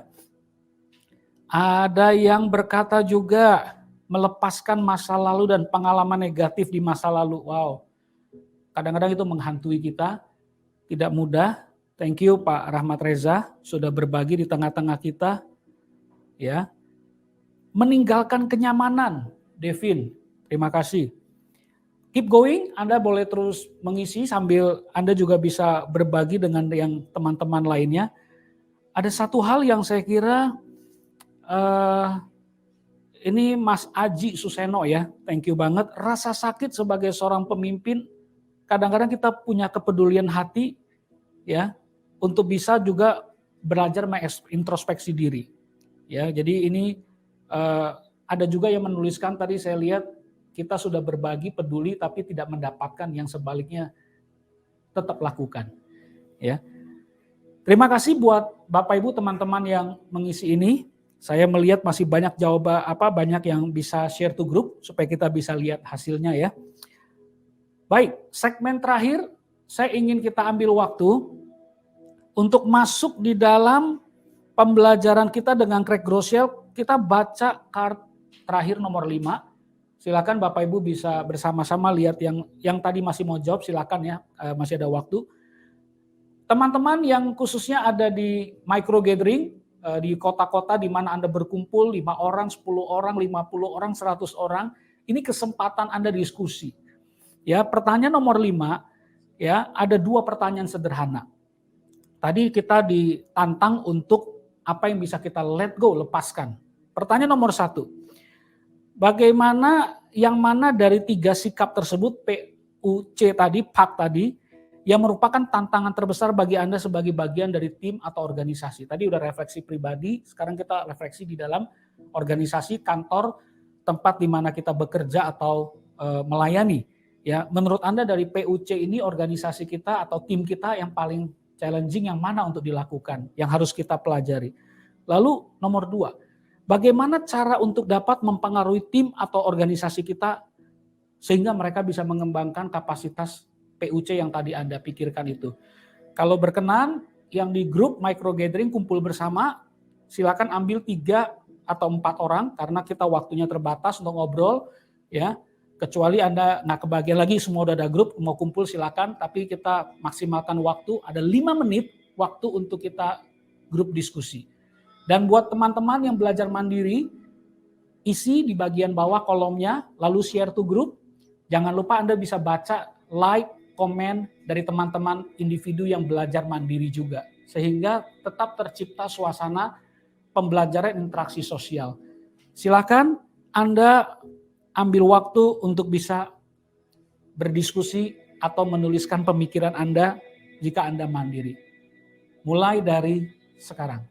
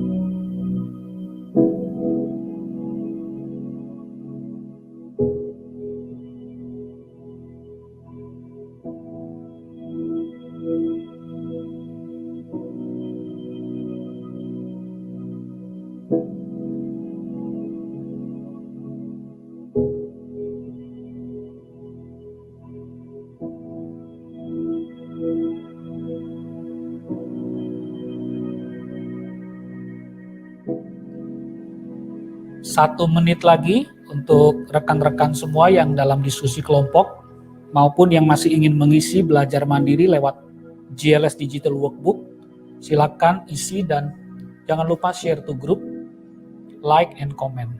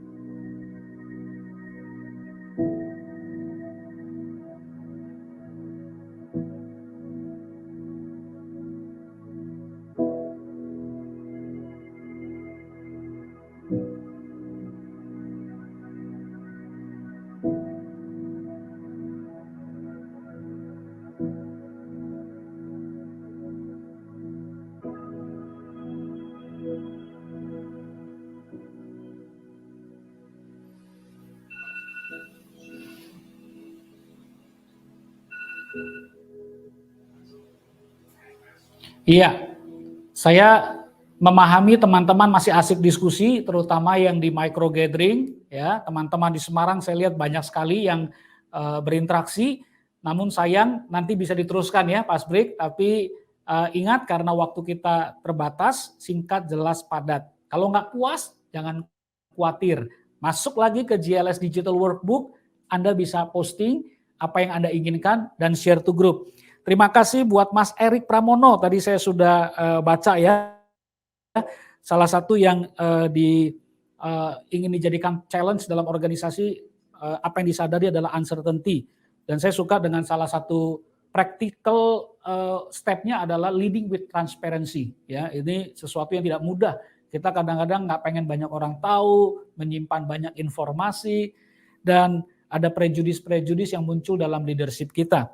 Kemudian ada Ibu Jenny, apa kabar Ibu Jenny ya?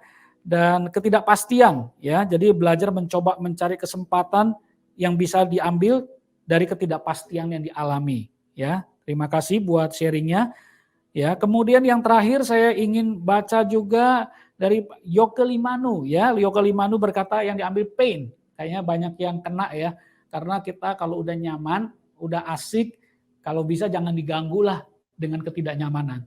Tapi Craig Groeschel menantang kita harus jadi pack leader, ya, packer up ya.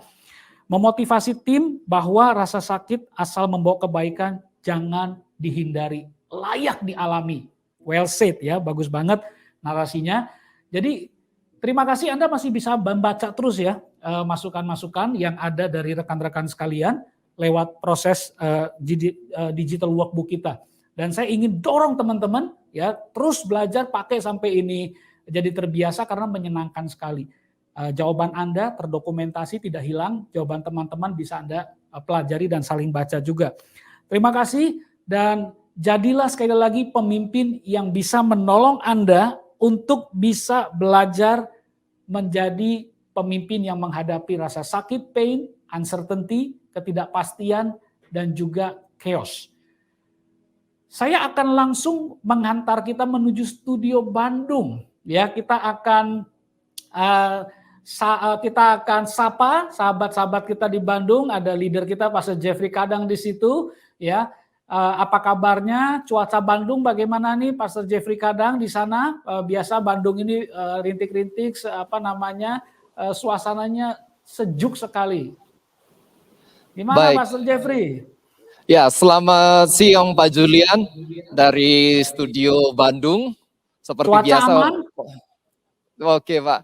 Kota Bandung setiap sore pasti hujan Pak dalam 2-3 hari terakhir ini. Iya, dari Semarang kita sudah handover ke Jakarta, sekarang kita handover ke teman-teman di studio Bandung. Silakan Pak Jeffrey. Baik, terima kasih Pak Julian. Selamat siang leaders dari kota Bandung yang sedang bersiap-siap juga untuk menyambut para pemudik. tentunya kita tidak mau kalah dalam bersiap-siap juga dalam hari-hari ini, khususnya dalam masuk untuk ke sesi yang kedua. Dan sebelumnya saya mengajak kita untuk bisa ketikkan sedikit di Bigmarker, siap bagi Anda yang mungkin sudah menyiapkan diri dan antusias untuk masuk di dalam sesi yang kedua, ketikkan siap Dan kita coba mau lihat sedikit dari peserta-peserta yang ada, seberapa antusias, dan kita mau coba bangun atmosfer untuk responsif di tengah-tengah GLS ini. Baik, terima kasih. Wow, oke, ada tulisan ya, siap oke, ya. Tentunya kita sangat berharap kita untuk bisa tetap konsentrasi. Ya, Ibu Melda, ada Pak Ronald, ada Johan, oke. Ya, kita sangat antusias untuk masuk di dalam sesi yang kedua. Jerry Lorenzo Manuel adalah seorang perancang busana dari Amerika Serikat dan pendiri label kenamaan Fear of God. Hasil desainnya bahkan digunakan oleh Kanye West, Selena Gomez, bahkan Justin Bieber juga. Walaupun memiliki brand fashion sendiri, dia tidak ragu untuk berkolaborasi, berpartner dengan Adidas, dan bergabung dengan tim mereka sebagai global head dari Adidas Basketball. Pendekatan Lorenzo yang jujur, belak-belakan terhadap fashion, terus mendorong Fear of God menjadi ikon dari busana kontemporer Amerika. Mari kita siapkan diri kita untuk mendengarkan interview Craig Russell dengan Jerry Lorenzo Manuel.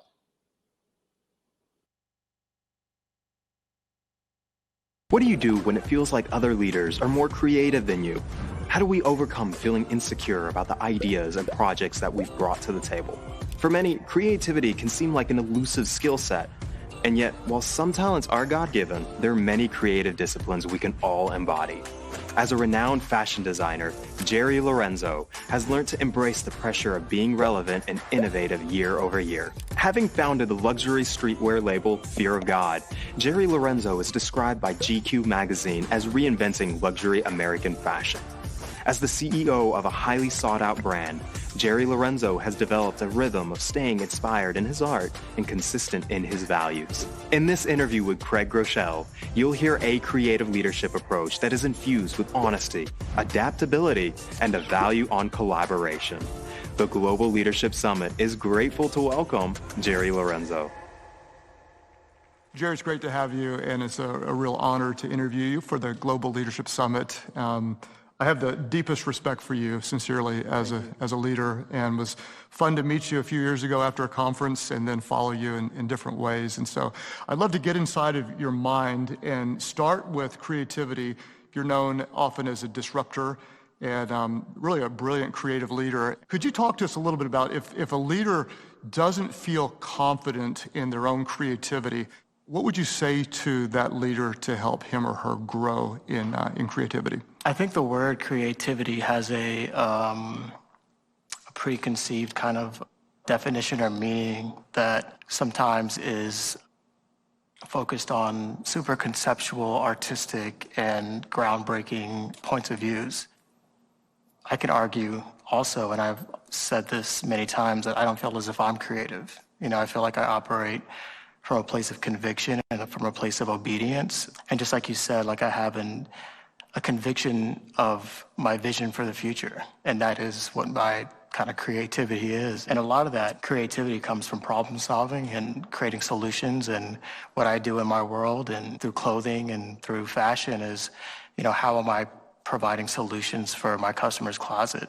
And so it's not necessarily coming from a place of how creative can I be to make an outfit super loud and extravagant. It's more so how can I provide solutions for what you need to wear day to day. Mm-hmm. And so starting at the problem sometimes is a great way to direct the creativity. Mm-hmm.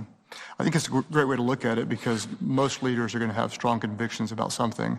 And if they believe passionately about solving this problem or attacking something else or creating a product, that conviction, you would say, drives the creativity and they become a problem solver in some form or fashion.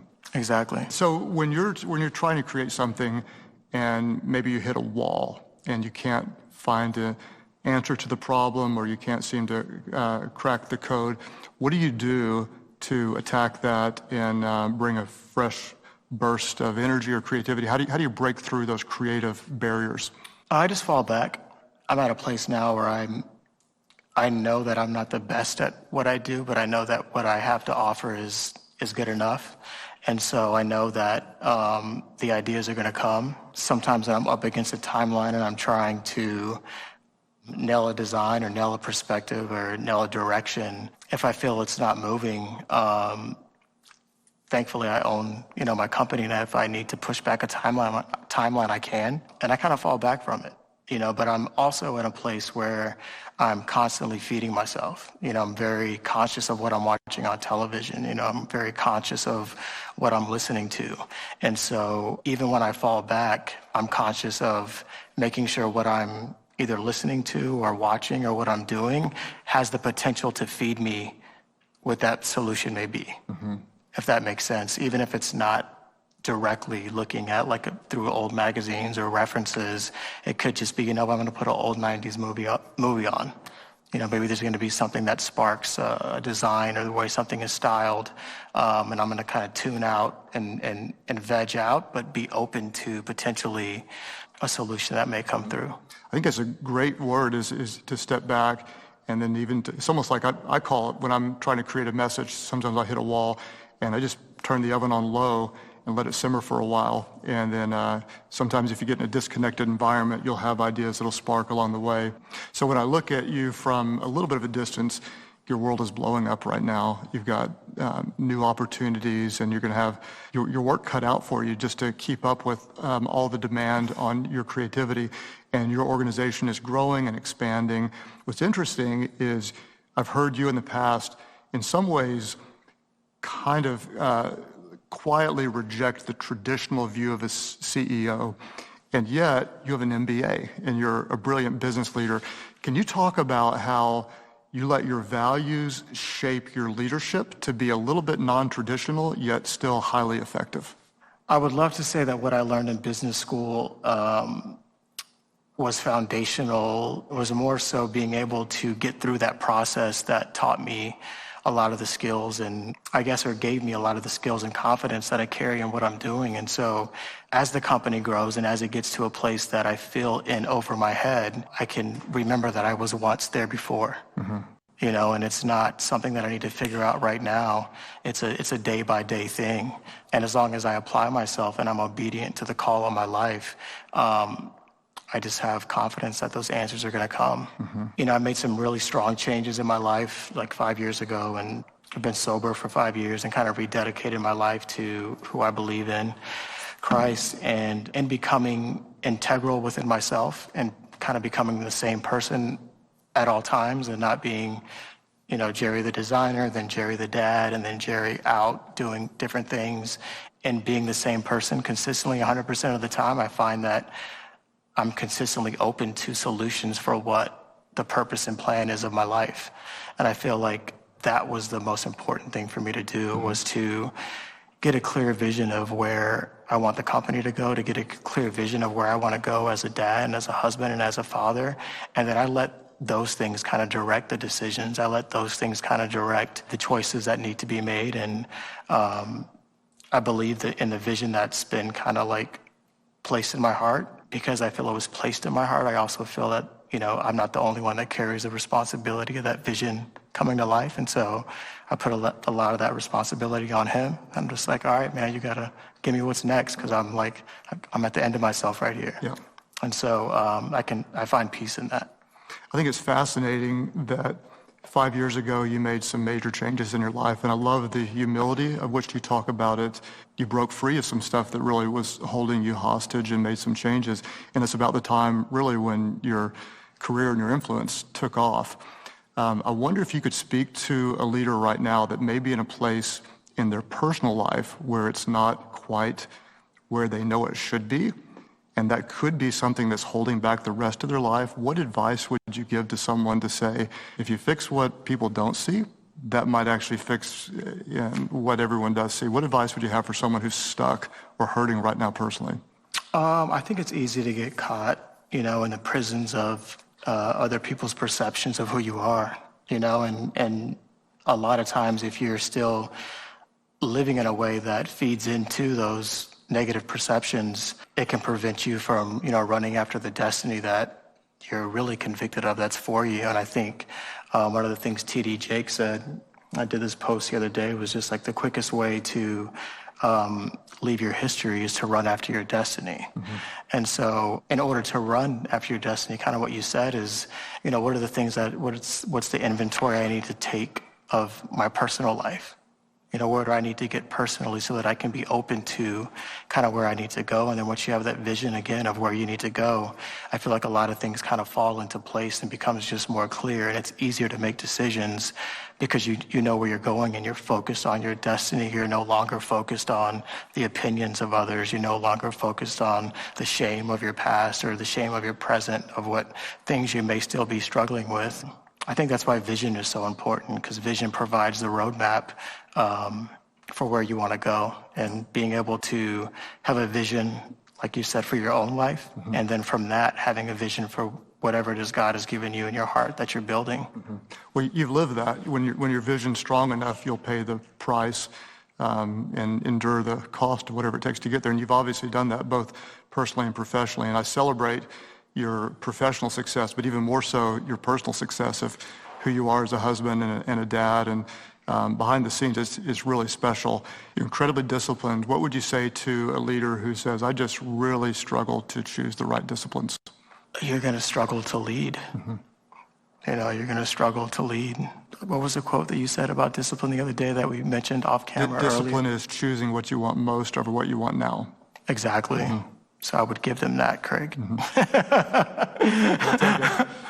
I would steal that from you, and then I would give that back in this interview. So here's a personal question. Do you ever feel insecure and not good enough? Yeah, all the time. Mm-hmm. Yeah, I think, as this thing grows and becomes what I've been convicted that it would become, and now that it's here, and now it's this other feeling that you have of insignificance, and like, am I fooling the world? Am I, not as good as what I'm promoting myself to be? And I think those are just human feelings that we all have.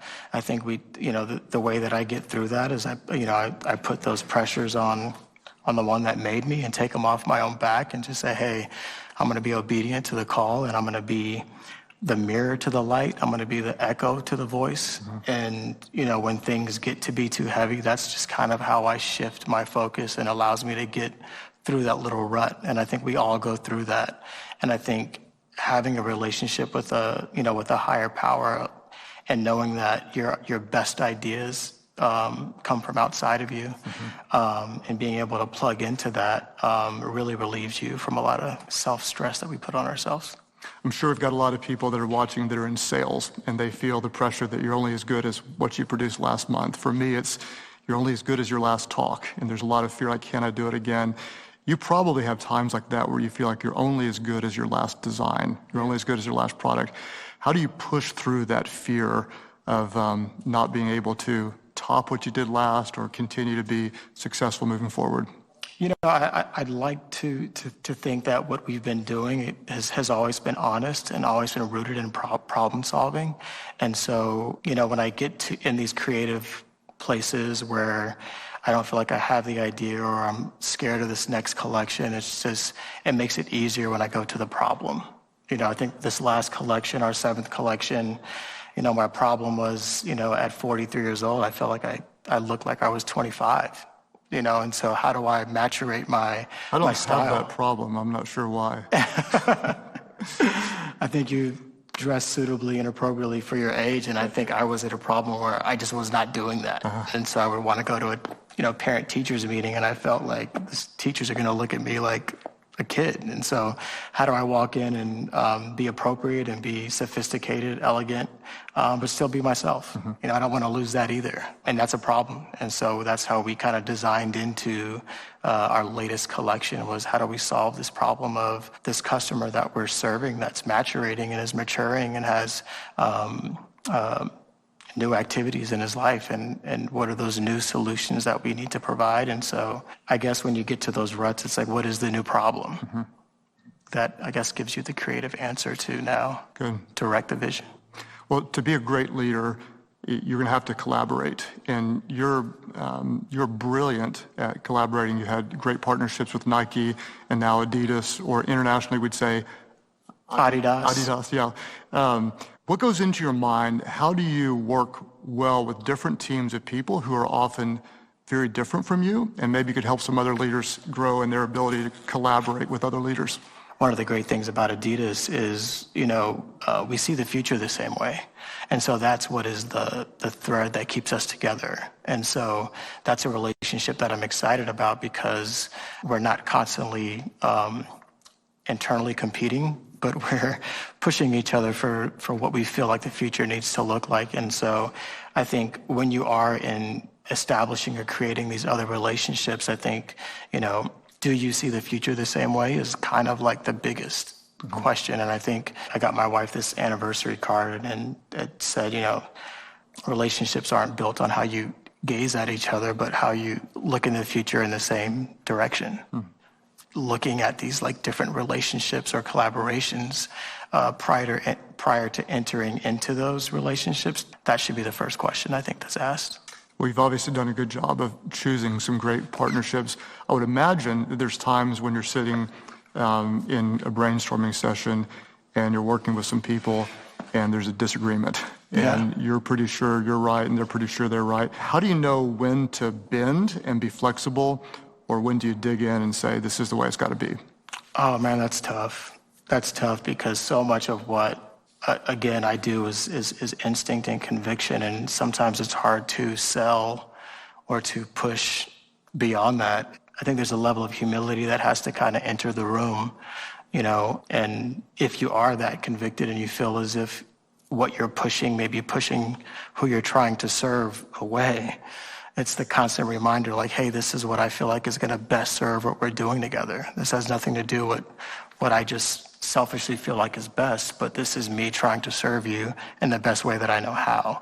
And that has kind of been the way that I've been able to navigate those tough situations. And if it's necessary to take a break and fall back and say, hey, maybe let's reapproach this tomorrow, I could be wrong. Let me take some time to think about this and come back and take in the information that you've given me, but understand whatever it is that I'm bringing to the table, I'm just trying to serve this problem that we've agreed that we're both trying to solve. And I think when you can position it in that way, it takes the pressure off of feeling heavy-handed, and like selfish in your point of view, and more so like, hey, I'm just trying to serve us together.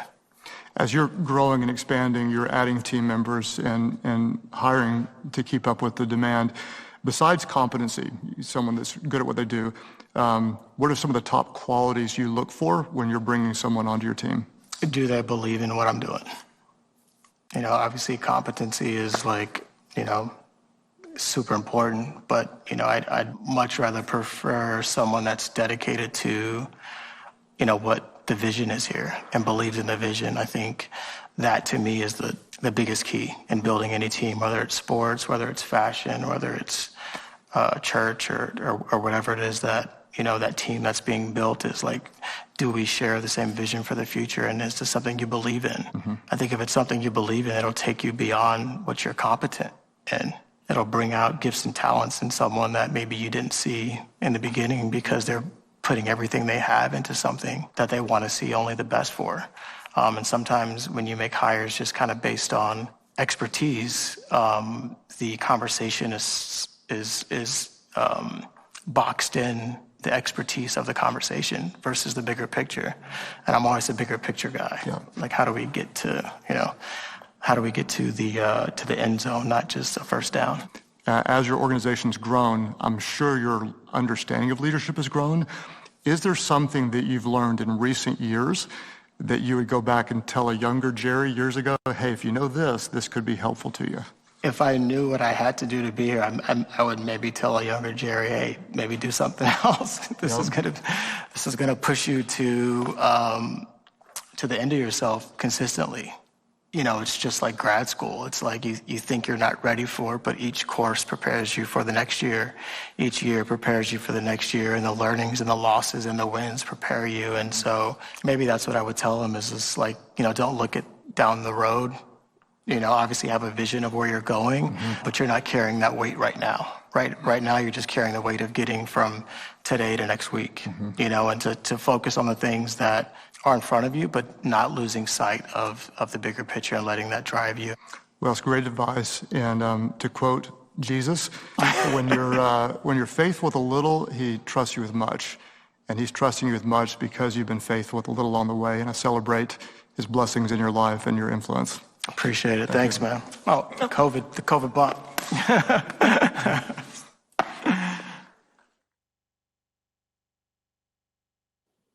Baik. Wow, luar biasa. Saya sendiri belajar banyak nih dari apa yang dibincangkan antara Craig Russell dengan Jerry Lorenzo. Punya idealisme, kreativitas, visi, tetapi juga mau untuk berkolaborasi. Nah, salah satu pembelajaran juga yang saya dapat yaitu tentang berfokus pada hal-hal apa yang ada di depan kita, tetapi pada saat bersamaan tidak kehilangan fokus terhadap gambaran besar yang ada. Mari leaders, kita beralih kepada aplikasi Gnobi yang ada. Kita akan refleksi dalam beberapa menit ke depan, merenung. Kita coba klik kartu nomor 1, klik card nomor 1, pembelajaran penting Anda. Nah, ada banyak hal yang disampaikan oleh Jerry, tetapi kita pilih hal yang paling menangkap perhatian kita dari perjalanan kepemimpinan Jerry Lorenzo. Mungkin saja bicara tentang kreativitas, kolaborasi, dan hal-hal yang lain. Kita bisa klik, kita pilih yang mana yang paling menarik perhatian kita.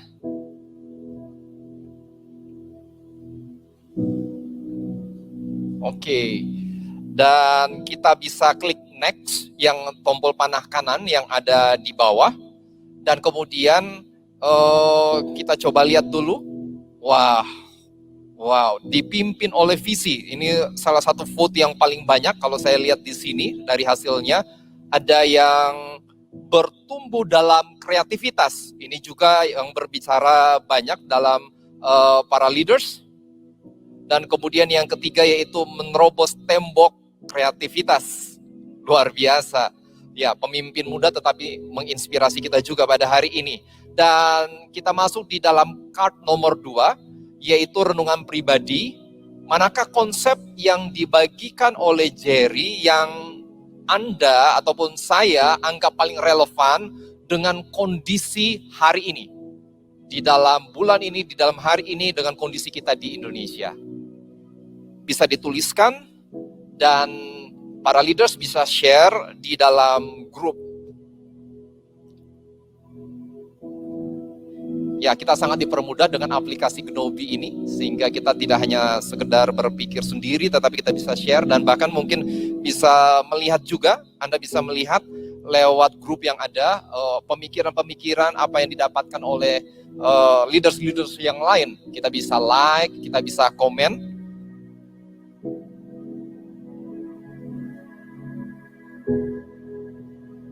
Wow.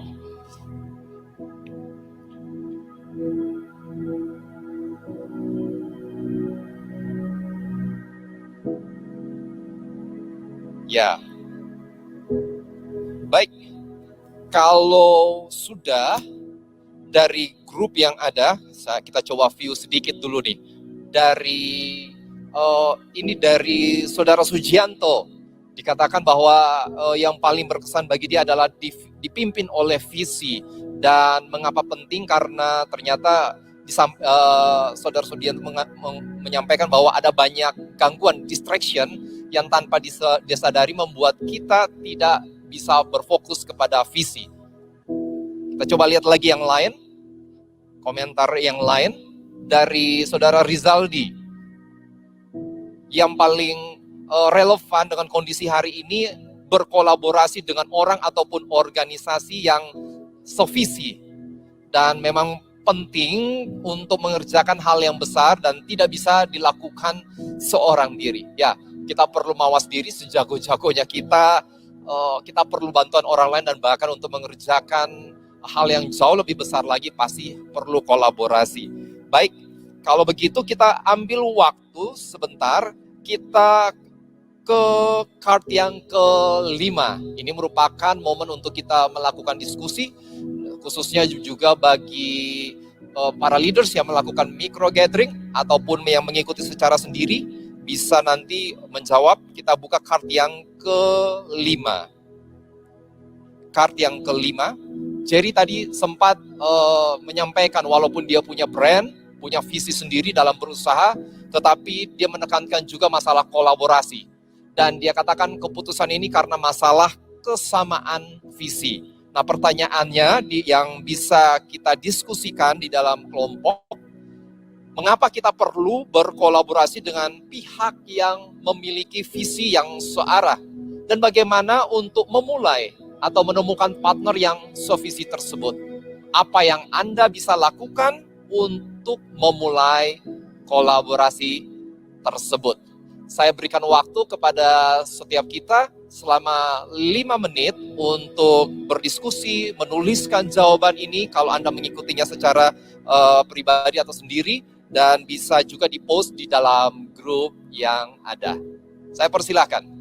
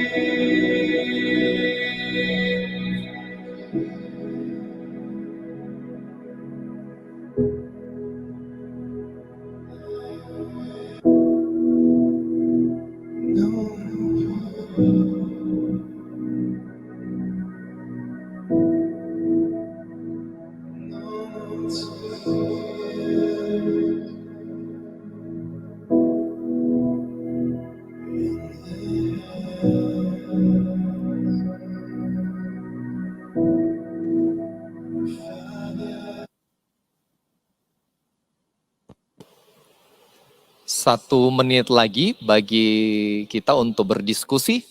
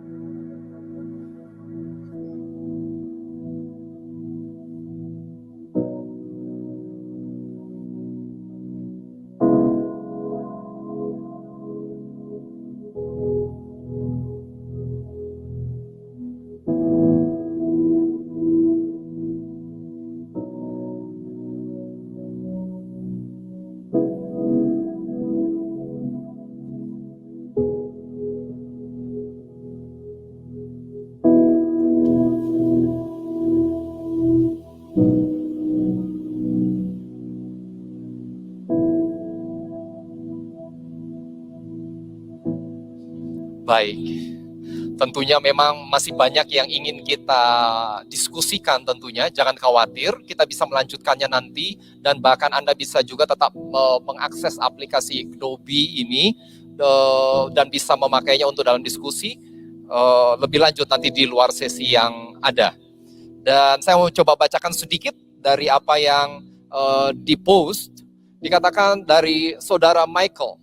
Dikatakan seperti ini, mengapa kita perlu kolaborasi? Karena dengan begitu kita bisa bekerja dengan lebih nyaman, lebih lancar, dan bahkan bisa saling mendukung satu sama lain. Dan kemudian apa yang akan menjadi langkah pertama? Mulai untuk bergabung, memilih bergabung dengan organisasi ataupun orang yang mempunyai visi ataupun misi yang sama. Dan ini saya coba bacakan dari saudara Chandra. Kenapa perlu kolaborasi? Karena apa yang kita kerjakan akan jadi lebih maksimal, kreatif, dan bervariasi. Dan kemudian langkah yang praktis, saya mulai untuk memiliki visi, kemudian berbenah diri dan juga mencari orang yang searah dengan saya dan kemudian mempraktekkan hal ini. Ya, sangat-sangat menginspirasi bicara tentang kolaborasi, tetapi juga dengan panduan dari visi yang searah. Nah, pasti kita sangat terinspirasi dan kita masih tetap haus untuk belajar lebih jauh lagi. Ya, dan kita akan masuk ke dalam sesi yang berikutnya. Ya, kepemimpinan Purnawirawan Jenderal Bintang 4 di Angkatan Darat Amerika Serikat ini sangat dihargai. Kenapa? Karena dia merevolusi cara lembaga militer maupun pemerintah dalam berinteraksi dengan upaya kontra terorisme yang memang menuntut kegesitan di dalam mengambil keputusan untuk mengantisipasi sel-sel teroris yang ada. Setelah pensiun dari militer, beliau mendirikan McChrystal Group untuk membantu para pebisnis di seluruh dunia agar bisa berhasil di tengah-tengah lingkungan yang penuh dengan tantangan. Beliau merupakan pengajar senior dari Yale University dalam bidang kepemimpinan. Mari kita siapkan diri kita untuk mendengarkan pemaparan dari General Stanley McChrystal. As a leader, risk is inevitable.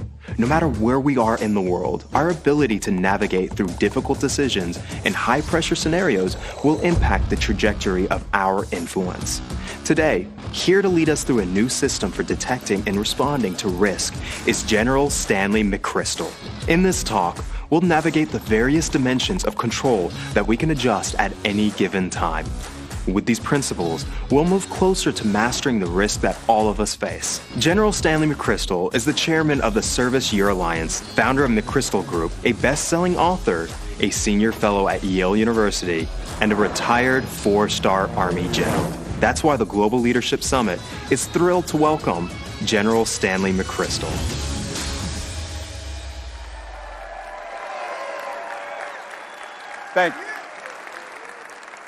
Thanks very much for the opportunity to be here today. You know, whenever you get an overly generous introduction like that, you can feel pretty good about yourself. Maybe too good about yourself. The other day I was behind my house and I lived next door to my son and daughter-in-law with my 3 granddaughters. My oldest granddaughter is 7. And she looked at me and she'd heard something in school and she says, "Granddaddy, were you a famous soldier?" And I felt very good. And I kind of go, "Well, yes." And then behind me, I see my wife, and she's going. So if any of you struggle with humility, I recommend marriage. And if that doesn't work, I recommend grandkids. Both of them work pretty well. We're going to talk about leadership today. That's what we're focused on. That's what's so important. But before we do, I think we need to admit something to ourselves. And that's the reality. We have a risk problem. In a lot of areas of our lives, we have risks that worry us, that impact us. What does that look like? When I was a young Army officer, a First Lieutenant Green Beret, this is what it looked like. It was an American citizen being held blindfolded by the Iranian students in downtown Tehran. That was 1979. The Iranian revolutionary government under the Ayatollah Khomeini had seized power and seized control of the U.S. Embassy, taking hostage the Americans who were working there. And if you remember back, it was an incredible political crisis for the United States. We had American citizens being held hostage by a hostile power. President Carter, in the last year of his first term, ultimately his only term in office, worked feverishly with diplomacy to try to get the release of our citizens because it was the right thing to do. But after several months of inability to get a deal worked out, he authorized a rescue attempt. Now, to do that, what he did was he called on special operators, members of our special forces. Now, after the end of the Vietnam War, they had largely been neglected, to be honest. And so they weren't in a very healthy state organizationally. But he pulled together some incredible talent, Delta Force, some other forces, and they put together an operation that became known as Operation Eagle Claw. Now you see commandos ready to go, but the plan they were going to execute was fairly complicated. You have to get into the denied country of Iran, into the capital city, into the American embassy, rescue 53 Americans, bring them back alive along with the raid force. Incredibly difficult challenge. And on a map, it looked like this. There were multiple routes in. There were one for fixed-wing aircraft or C-130 aircraft going in, one for helicopters, and both were going to infiltrate at night under Iranian radar and land at a piece of deserted desert known as Desert 1. There, the raid force would go from the fixed-wing aircraft into the helicopters. They would then fly to an area outside of the city of Tehran, and for 24 hours, they would hide through the period of daylight. Then the next night, they would take trucks that had been procured by agents. They would drive those trucks down into the city, and they would conduct a hostage rescue raid, which was expected to involve a firefight to some extent. Now, on the map, it looks hard. On a flow chart, it might look even harder. There were 10 steps to the operation. You know, whenever you do a detailed plan like this, you always do a flow chart like it. And the first 2 steps happen simultaneously, fixed and rotary wing infiltration. Then all of the other steps going into the transload site, they go through in sequence, one after another. The challenge is every step is dependent upon success of all the previous steps. So if you don't get number 3, you don't go to number 4. Still, they put the force together, incredibly competent group of people, good equipment. They rehearsed it out in the western United States in the desert. And they went to the president and they told the president they thought they had about an 85% chance of success. Now, if you look at this, that answer probably made sense, but it's hard to assess risk. It's hard to verbalize to somebody, particularly from a different background, what the risk of something you're doing is. I learned that through my time in special operations. Time and again, it's hard to translate that. Now, if you think of each stage of this operation or each phase, they probably will say it had about a 90% chance of success, that particular phase. And so if each phase you go through has 90% chance of success, at the end of the day, you got a 90% chance of success, right? Not even.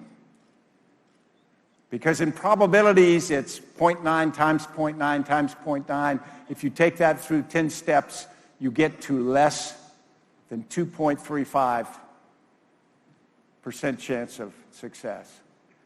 So suddenly it starts to look much more difficult.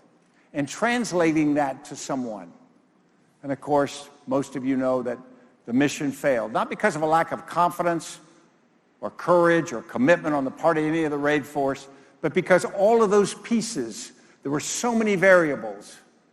It took a couple of helicopters to have maintenance problems. It took an unexpected appearance of a fuel truck and a bus to show up at the transload site, and the mission went into total failure. There was a tragic accident as they tried to pull the force out, and they had to leave burned helicopters and unfortunately the bodies of 8 Americans that they couldn't recover. The rest of my career, I was a first lieutenant at the time in special operations, was impacted by photos like the one that you are looking at. It was the idea that we cannot let the nation down again. So the idea is we need to be able to mitigate every risk, lower every risk to the lowest possible point, so that if we're called on to serve the nation, we can get it done. But we have a risk problem. And what do leaders do about it? What's the leader's role in all this? You can't make risk go away. What you can do is think about it differently. In 2003, October that year, I became the commanding general of an organization called JSOC, or Joint Special Operations Command. That command is a grouping of the best counter-terrorist forces in the United States. It was formed after the failure of the Iranian rescue mission. And the concept was to take highly elite forces like Delta Force, SEAL Team 6, the Rangers, Air Force units, and some others, put them together into this dream team construct. It was formed officially in 1981, took part in Grenada, Panama, the first Gulf War, all of those things up until 9/11, and did very well, and it got better and better, easily became the best counter-terrorist force in the world. And so if you look at this force, it's different from most military forces. If you have a niece or nephew or one of you served in the military and you went in at 17 or 18, you look like you're about 15, and people look at you and they go, how can we possibly send young people like this off into danger? Well, JSOC's different. The average age is about 35. Everybody's got a family, a mortgage, kids in high school or college. They've all been in combat before. Very experienced professionals. And so when you look at an organization like this, when you've got a difficult mission, you get a high probability of success simply by the resources and the talent you put against it. But that can also be a little bit deceiving, because when we put all the pieces together, these great individuals in these great units, and we put them in a larger, more complicated structure for an operation, the outcome isn't 90% probability of success. It's the mathematical probability again. And so suddenly what you run into is it gets harder at scale. It gets riskier at scale. And we as leaders need to understand that. I had spent much of my career in JSOC, but when I became the commanding general, suddenly I'm leading a fight against an organization in Iraq that had emerged in the fall of 2003 known as Al-Qaeda in Iraq. And I'm leading this extraordinarily good counter-terrorist force, but for all the different clothes we wore, if you scratch the surface, we're a pyramid-shaped hierarchy. We're a regular structure, designed to be that way, designed to be predictable, designed to be all of the things that you know where information flows, you know who's in charge of who. And when we ran into in Al-Qaeda in Iraq, we expected to be the same, despite the fact that the leader, Abu Musab al-Zarqawi, looked almost like a poster child for terrorist leader, dressed in all black, always carried a weapon, and the people who followed him were bloodthirsty. But we thought we were still in good shape because, in reality, we expected to find an enemy that operated like this. You say, wait a minute, a terrorist network doesn't operate like a pyramid-shaped traditional hierarchy, not like General Motors or the University of X or the government. And the answer is, traditionally, they always have. And it makes sense because they're founded with a strong founder who needs to have control and discipline because they're vulnerable in the early years. But when Al-Qaeda in Iraq emerged in 2003, they were different, completely different. And at first, we couldn't figure out why. We thought that we were just seeing the chaos, and inside that chaos, there's that structure that always exists, that predictable structure that we could identify, locate, and attack. But it wasn't that way. Instead, it was this constantly changing network, this loosey-goosey thing. And yet, the things that you normally associate with a more bureaucratic structure, process, and sometimes slow decision-making and reaction, they didn't show that at all. They were wickedly fast, incredibly lethal, could learn constantly, things that we couldn't do, despite the fact that we had technology and an extraordinary level of professionalism. And so in this environment, this atypical thing is beating us. Never expected the best counterterrorist force in the world to be losing to a terrorist group in Iraq, particularly one that didn't seem to have the normal strengths of one.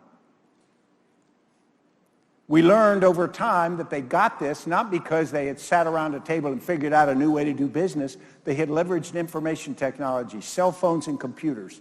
They did it in their personal lives, they did it in their terrorist lives, and it made them extraordinarily effective. So they unconsciously became adaptable and fast. Now, we were very, very good at our craft. The people we sent in the door, went after HVTs, or high-value targets, enemy leadership. That was a part of the mission that we were responsible for. Night after night, we'd go out and kill or capture missions of people, and we won almost every firefight because our people were well-trained, very committed, well-equipped.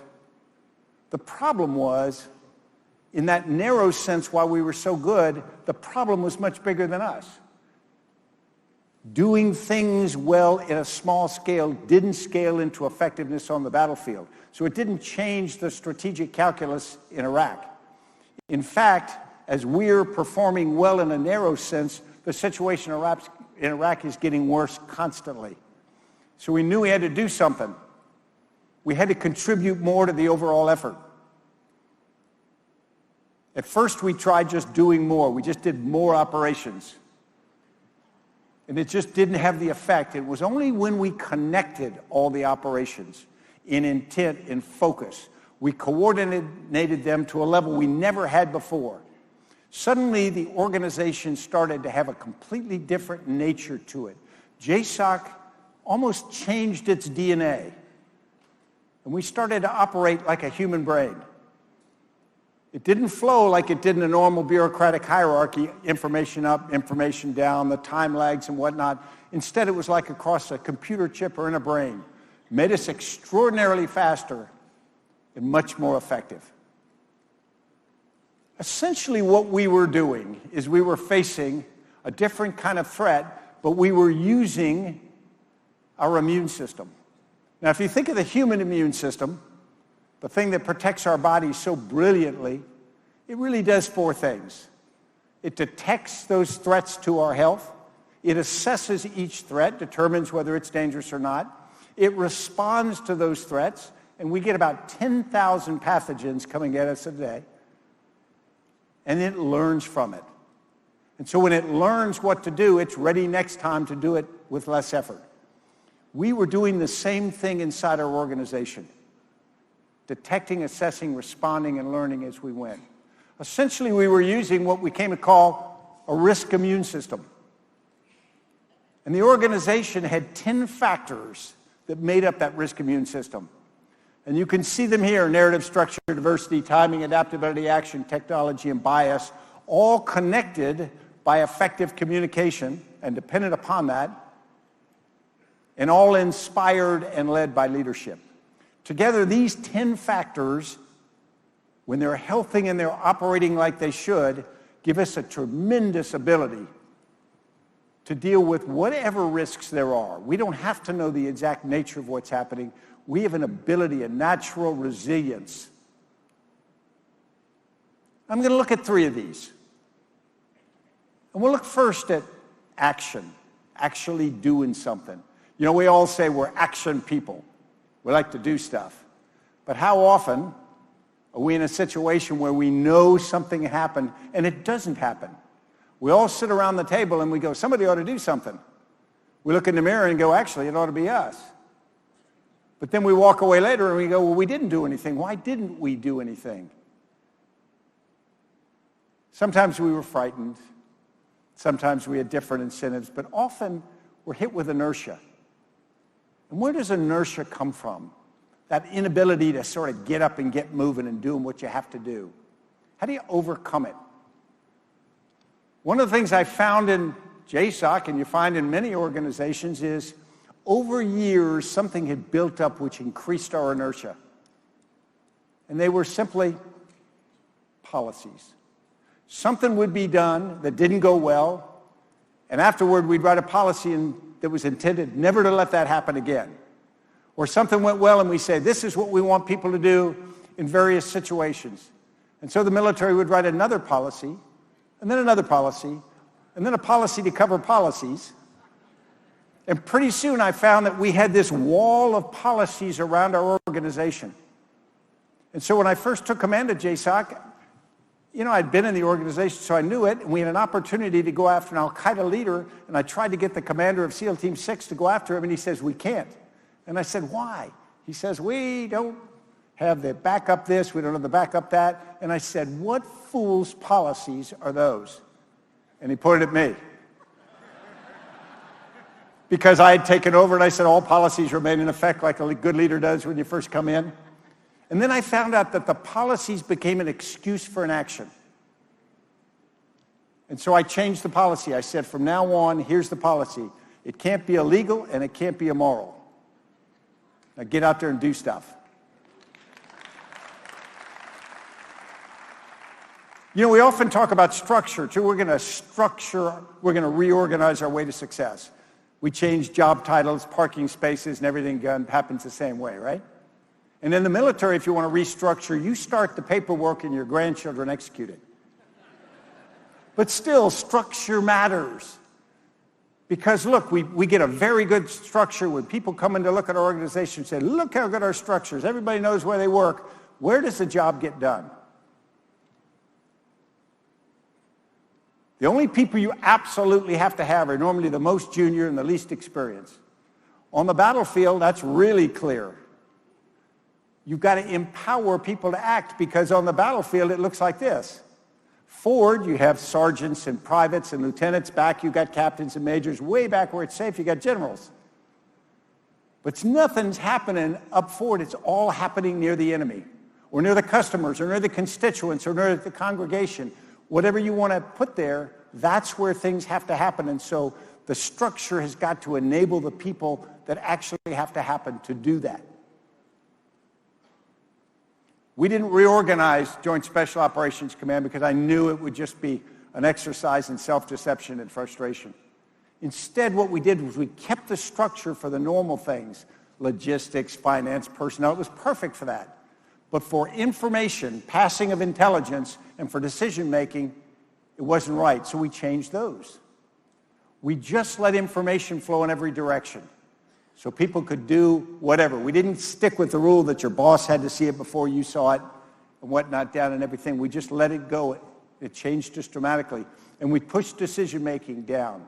I used to tell the force, decentralize decision-making until you're uncomfortable, and then decentralize one more level.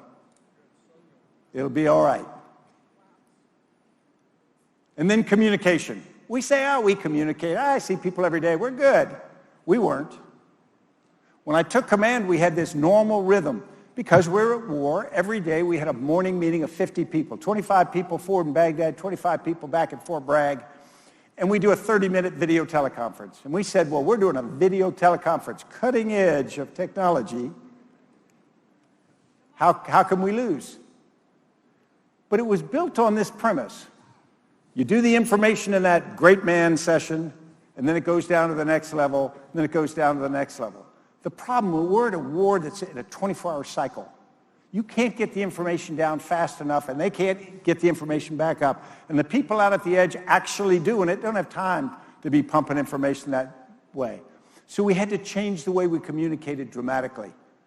But how do you do it? Because you're going to violate the chain of command. And oh my God, if you violate the chain of command, there's something happens to you. But we had to, because we didn't want to lose. So what we did was we realized that we were geographically dispersed. We were at 76 locations in 27 countries. So we weren't at one or two bases. We were all over the place, kind of like you've been for the last 18 months. And separate cultures can arise. People can start to identify and get a different level of operating and not feel connected. So we leveraged video teleconferences at every place, and we opened it up to the entire command every day.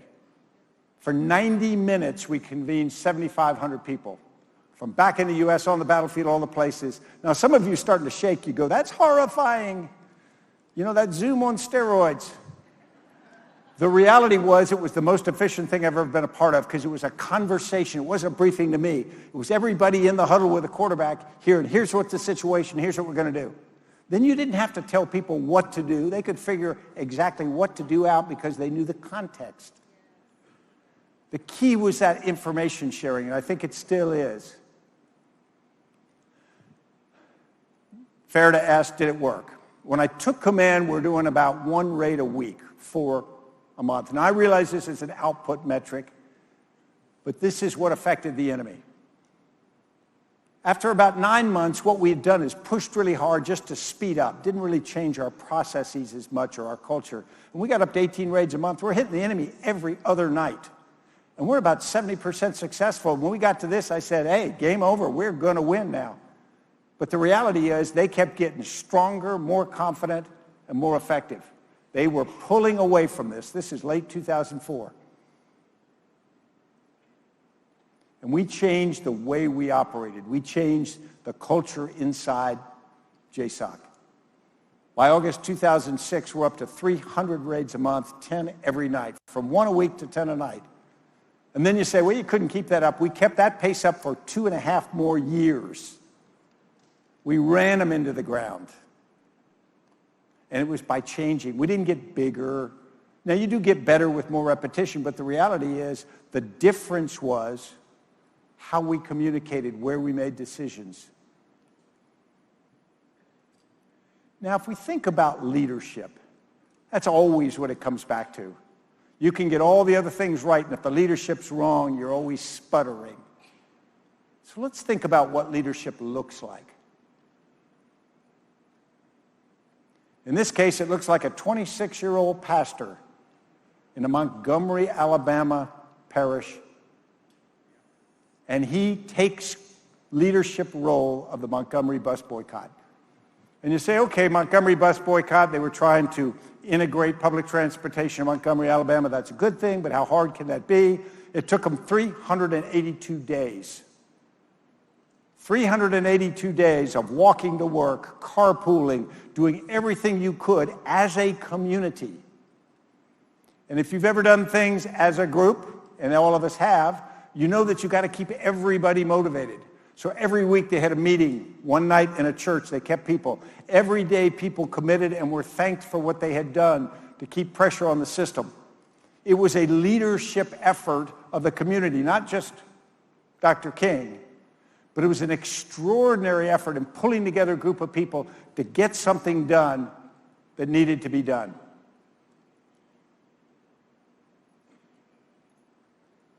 Nowadays, when we think of Dr. King, we have a tendency to think of this oratory that he is famous for, the I Have a Dream speech.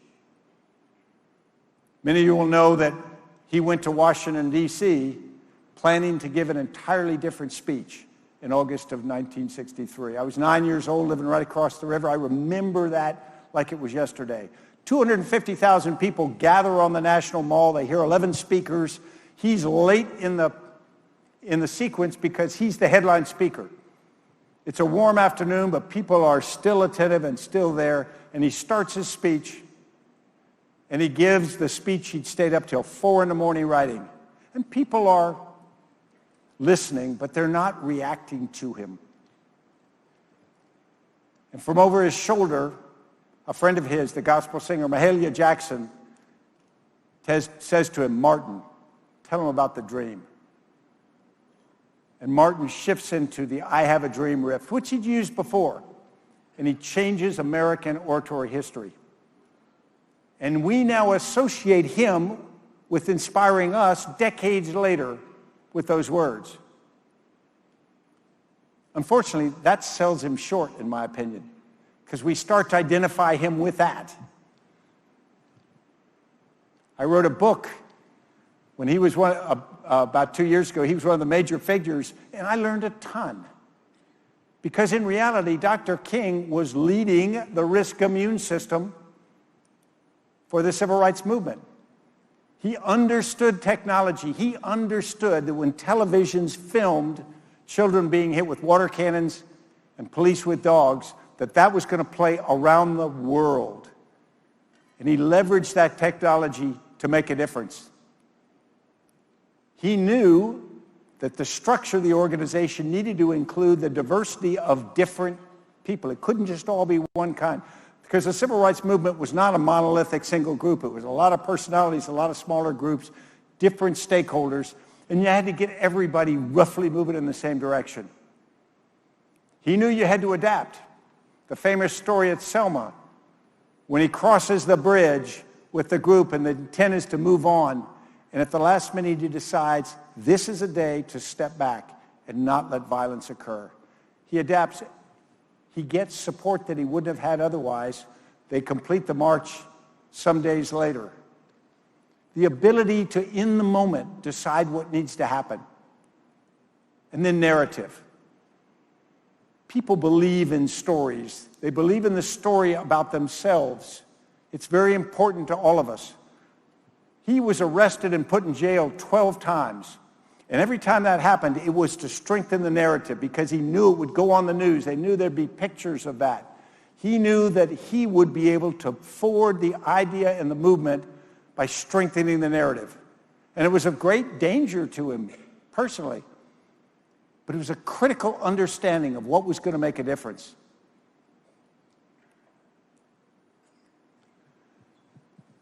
And of course, leadership. He understood that he had to communicate that leadership.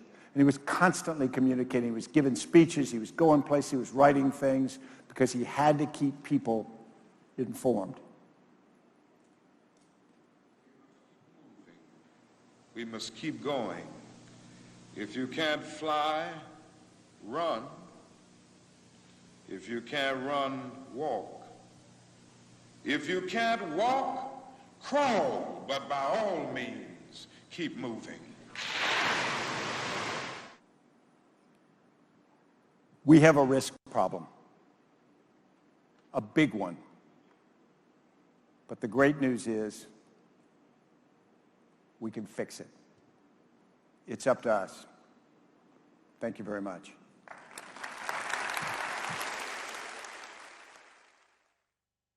Keren dengan apa yang kita baru saja dengarkan, keren sekali. Dan ada beberapa hal yang menarik perhatian saya dikatakan oleh General McChrystal, yaitu seorang pemimpin tidak dapat menghilangkan resiko, tetapi kita bisa berpikir bagaimana meminimalkan atau memitigasi resiko kegagalan yang ada, baik secara pribadi ataupun secara organisasi. Dan juga hal yang sangat menarik juga, yaitu struktur harus memampukan orang-orang untuk bisa melaksanakan pekerjaannya dengan baik. Ya, struktur untuk membantu kita untuk mengeksekusi pekerjaan dengan cepat dan gesit juga. Dan saya mau mengajak kita kembali kepada aplikasi Gnobi yang sudah disediakan bagi kita. Dan kita coba untuk membuka dan mengambil waktu untuk merenung secara pribadi dalam kartu nomor 1. Kartu nomor 1, renungan pribadi.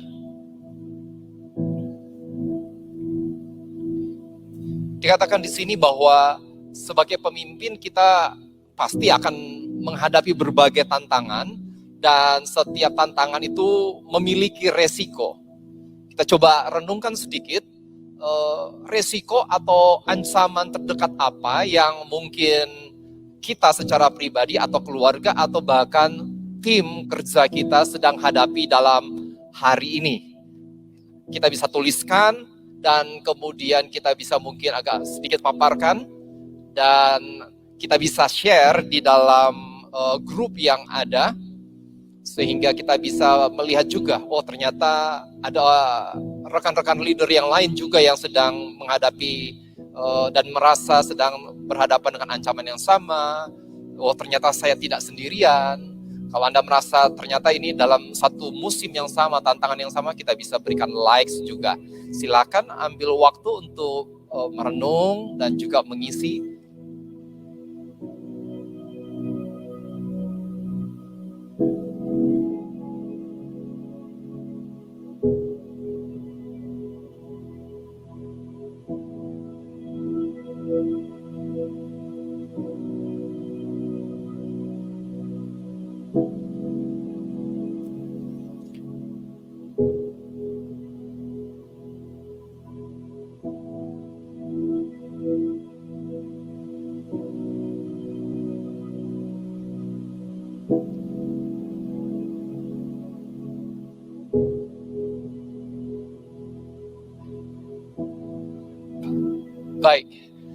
kita akan agak loncat sedikit. Kita akan ambil waktu untuk berdiskusi, khususnya juga bagi para leaders yang sedang melakukan micro gatherings. Kita akan pindah ke card nomor 4. Ke card nomor 4. Dan di dalam card nomor 4 itu kita buka opsi diskusi. Dan kita perhatikan nomor 2 dan nomor 3. Jenderal McChrystal menekankan pentingnya struktur, tetapi juga menyampaikan potensi hambatan yang muncul dari kebijakan yang bahkan dia sendiri buat. Nah, kita coba pikirkan sebentar apa saja kebijakan, proses pengambilan keputusan, jalur komunikasi atau prosedur lainnya yang ternyata menjadi hambatan untuk tim kita menghadapi tantangan yang ada atau merespon tantangan yang ada dengan efektif. Nah, sebagai seorang personal mungkin atau bahkan sebagai anggota tim, coba tuliskan 2 atau 3 hambatan yang ada.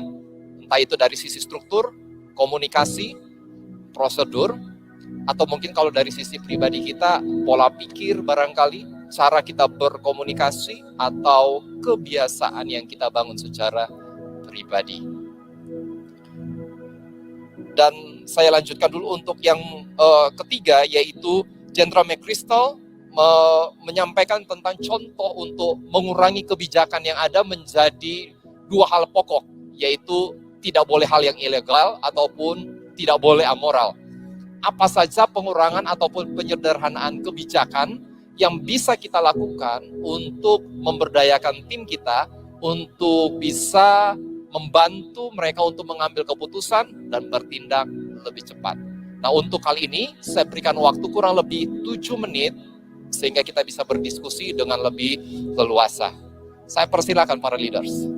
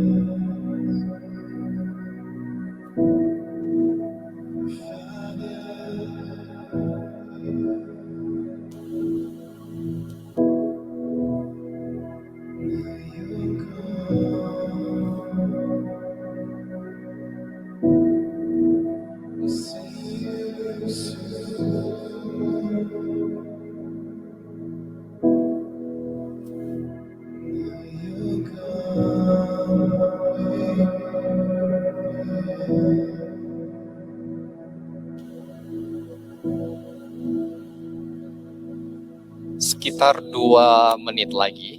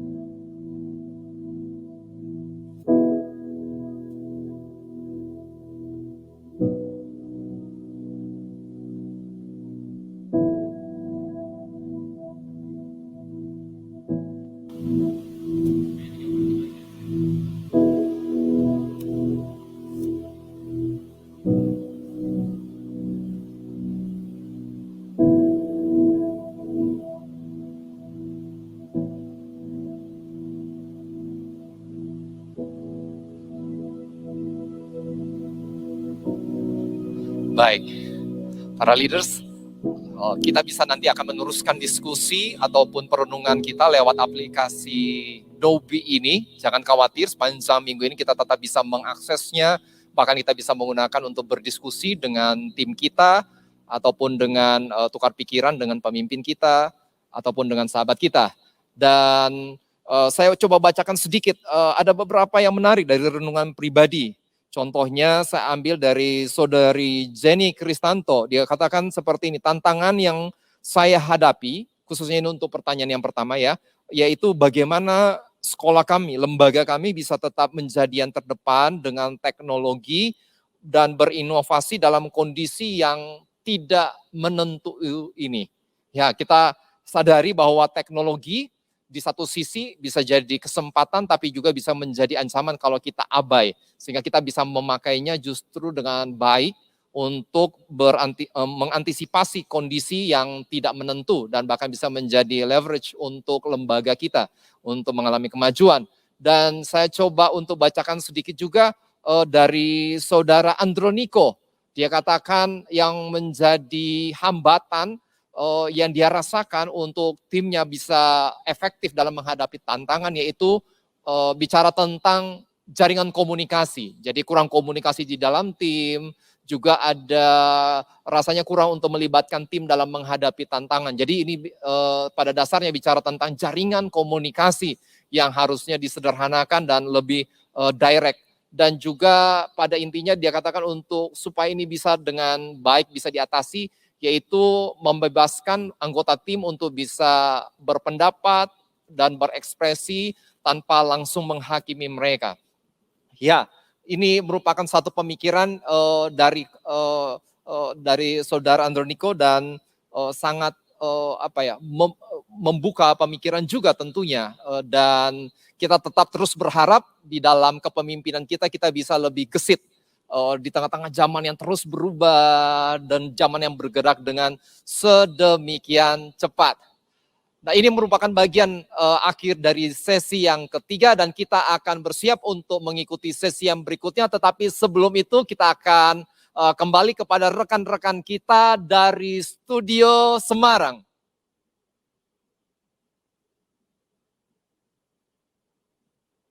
Sambil kita menunggu teman-teman. Wow.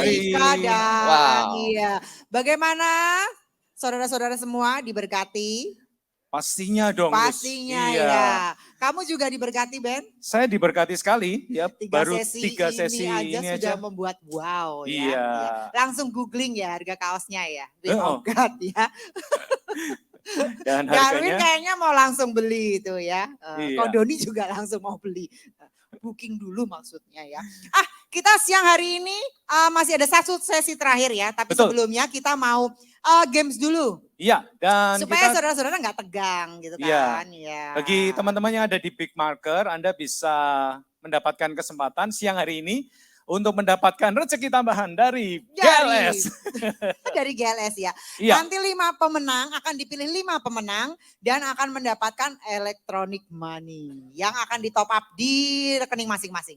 Ya, dan Setelah juga akhir acara. untuk yang onsite juga Anda bisa masuk dulu ke Bigmarker supaya bisa mengikuti games ini. Ya, siang ini kita mau main apa, Lus? Mau main games yang namanya EE Games. EE Game. Apa itu, Lus? EE Game ini. EE Games. Jadi bagaimana permainannya? Ya. Ben, silahkan. Ya, EE Game ini nanti kita akan memberikan sebuah kata, ya 5 kata. Dan Anda harus melihat ya perkataannya ini apa kata yang di dalamnya ya, karena kita akan menampilkannya hanya 5 detik. Ya. Jadi harus cepat. Betul. Fokus. Dan sebetulnya permainan ini menguji pemimpin-pemimpin, Lus. Iya, supaya fokus ya. Iya, supaya fokus. Dan kadang kita kadang-kadang nggak fokus soalnya. Iya, apalagi kalau visi ya sudah mulai kabur. Nah, ini kita mempertajam melalui permainan kadang EE ini. Satu hal aja bisa membuat kita kabur ya. Iya. Dan bagi peserta dengan jawaban tercepat dan benar akan memperoleh hadiah menarik dari panitia GLS Indonesia. Iya, tapi bagaimana caranya? Iya. Saya kasih satu contoh ya, Lus. Nanti kita akan memberikan sebuah kata ya, dan Anda cuman perlu melihat ya, ini sebetulnya katanya itu apa. Nah, kalau yang di layar ini ya sudah jelas ya, katanya adalah semangka. Semuanya berarti yang di onsite pun bisa melihatnya lewat itu ya. Lewat Bigmarker. Ya, lewat Bigmarker ya. Jadi Anda nanti bisa jawabannya akan ada 5 pertanyaan, tapi saudara tidak harus mengirimkan langsung jawabannya. Satu pertanyaan langsung kirim, jangan ya. Tapi dikumpulkan dulu 5 jawaban dari 5 pertanyaan itu. Misalnya jawaban pertama itu Benny, jawaban kedua Lucy. Berarti Benny, koma, Lucy, kemudian apa-apa, koma.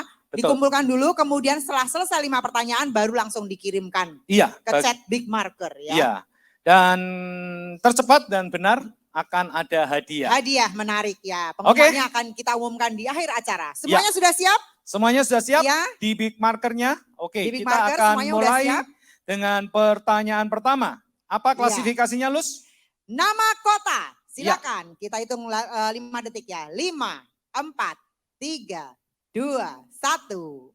Oke, pertanyaan kedua. Nama binatang. Oke, nama binatang. 4, 3, 2, 1. Yang ketiga, nama negara. 5, 4, 3, 2, 1. Next. Nama planet. 5, 4, 3, 2, 1. Dan yang pertanyaan terakhir, terakhir, nama makanan. ya 5, 4, 3, 2, 1. Oke, bisa silakan. dikirimkan pertanyaan-pertanyaannya melalui chat ya. Langsung dikirimkan, kita berikan waktu dulu ya supaya mereka bisa mengirimkan jawaban-jawaban mereka, Ben. Iya, dan Lucy ada pantun lagi siang hari ini? Pantunnya tetap saya pokoknya. Jalan-jalan ke pasar, enaknya makan es durian. Wow, cakep. Pagi-pagi ikut seminar. Memang GLS yang paling keren. Iya. Ya, kamu GLS banget ya. Kamu omong-omong sudah jadi host GLS sudah berapa tahun, Lus? Berapa tahun ya? Sejak ada di Semarang ya. Sejak ada, kayaknya 5 tahun ya kita ini. 5 tahun ya kita ya. Dan setiap tahun kita mengadakan GLS ya. dengan pembicara-pembicaranya yang setiap tahun ganti-ganti. Iya, Luar dan biasa bagus-bagus, ya. keren. Ya. Betul. Gak rugi pokoknya ikutan GLS ya. Oke, permainannya kita akan tutup dalam hitungan kelima. Silakan. 5, 4, 3, 2, 1. Iya. Ya, dan kita akan mengikuti sesi terakhir setelah ini. Betul. Iya. Iya. Kita ketemu dulu dengan siapa? Pak Julian atau? Pak Julian ya? Iya. Kita undang fasilitator kita, Bapak Julian Fu.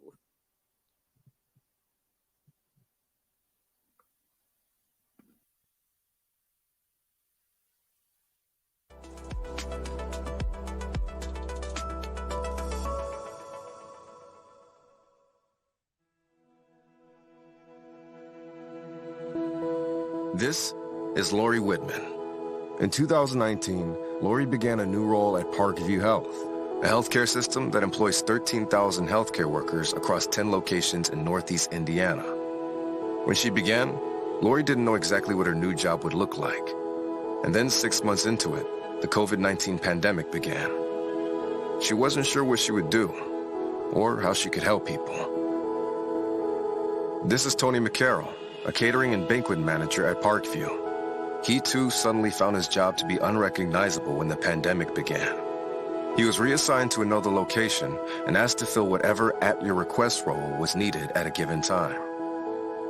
This is Jamie Gentian, who works in the emergency department at Parkview. For years, she's been used to being exposed to infectious diseases at her job.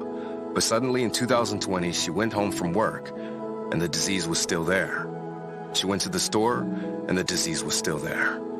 Everywhere she went, the disease was still there. This is Will Curry, the pastor of a church in Fort Wayne and one of the many chaplains at Parkview. As he led and shepherded others through one of the darkest seasons in recent history, he thought often of the biblical story about Job. Tragedy was all around him. This is D'Artagnan Williamson, a manager in Parkview's financial clearance and counseling. D'Artagnan has been at Parkview for over 20 years, but 2020 became especially hard when a close friend of hers, a director whom she worked with, passed away from cancer. This is Dr. Joseph McCollum, a GI medical oncologist. In the middle of watching the world suffer from the multiple waves of COVID-19, Dr. Joe was responsible for staying with the fight against cancer. Normally, he would spend lots of time in person with his patients, but now most of his human interactions had been reduced to a video call. And this is Rose Cabo, an expert RN in wound care. While working to serve her staff and assist in research, Rose found out that both of her elderly parents had contracted COVID-19. Whenever she had a break on her shift, Rose would stop by each of their individual hospital rooms at Parkview and see her parents from behind the glass. Her mother eventually died from the virus. And though her elderly father survived, his dementia was so bad that he never realized that his wife was gone. Behind every face is a story, a sorrow, and a spirit to keep going. Before the COVID-19 pandemic, none of these men or women knew what the other was carrying, even though they all worked at Parkview. And then one day, an email appeared in the inbox of all 13,000 health system employees. It was Rose, on video, talking about her parents, sharing her moment of grief, but thanking the hospital for a small act of kindness, allowing her two parents to be in the same room before her mother passed. That her coworkers would do that meant so much to her. Rose told everyone, "I am lucky to be a Parkview employee." Before that, there'd been a video of Dr. Joe, giving thanks for the modern technology that had allowed him to see a patient on a video call, a patient who he noticed was slouching in a strange way. Dr. Joe told the patient to immediately go to the hospital, where surgeons discovered a brain bleed and were able to save his life. Around that same time, there had been another video with D'Artagnan Williamson, who was so proud to be helping people afford the medical care they needed. She reminded everyone that loving others was the greatest goal of their work. In his video, Chaplain Will Curry talked more about Job and shared with everyone that in the last few weeks, his grandfather had died from COVID-19. and then his mother. Despite his deep sorrow, Chaplain Will Curry ended his video with a prayer for his co-workers. He prayed to God, "We ask you that you give them a lifted up spirit, not a spirit of defeat." Jimmy Genshin, the ER worker, revealed that she was the one making sure everyone in her emergency department had a mask. The right number, on the right days, in the right hands. No task was too small or too insignificant. And Tony McCarroll, the catering manager, shared that because he had been reassigned, he had found himself preparing special dinner requests. Only later did he realize that he had the quiet, holy privilege of serving others their last meal. Tony's video reminded everyone, what we do, it matters. Every weekday, a new video came out. It was called The Daily Dose. First there were 10, then 20, then 50, then 100. Each one a story, a job, a purpose, a life, a struggle, a prayer. Nurses would watch The Daily Dose during their huddles. Teams would gather to listen and to pray. Others would watch from home, even on their days off. There was rejoicing with rejoicing. There was mourning with mourning. The unseen were now seen. A 13,000-person staff became a 13,000-person family. And behind all 249 Daily Dose videos was Lori Whitman, who had found herself at the beginning of the pandemic unsure as to how she could help people. She began meeting with her team. She prayed. And that's when it came to her. The Daily Dose videos. God had given her a grander vision.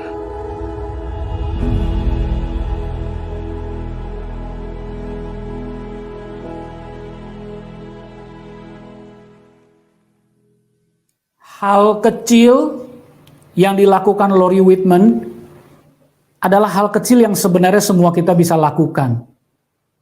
Apa yang dia bisa berikan lewat namanya Daily Dose adalah sebuah api semangat yang dia tularkan setiap hari.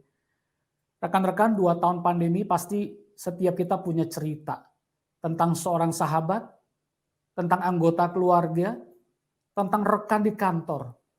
Kita punya kisah yang memilukan, kehilangan. Kita punya kisah keprihatinan, kita juga punya kisah sukacita. Bagaimana mereka melewati masa yang begitu berat. Tantangannya buat kita hari ini sebelum kita masuk dalam segmen terakhir, bersediakah kita melakukan hal kecil namun berarti bagi orang lain. Satu sentuhan kepedulian setiap hari. Satu WhatsApp atau message yang kita kirimkan kepada orang tertentu yang kita kenal untuk memberi dorongan, memberi kekuatan kepada mereka. Makanan yang kita kirim, obrolan bermutu, ngopi bersama dengan mereka. Telepon 5 menit yang bisa membangkitkan jiwa mereka. Apapun kata Lori Whitman. Yang penting setiap hari kita memberikan spirit kemenangan.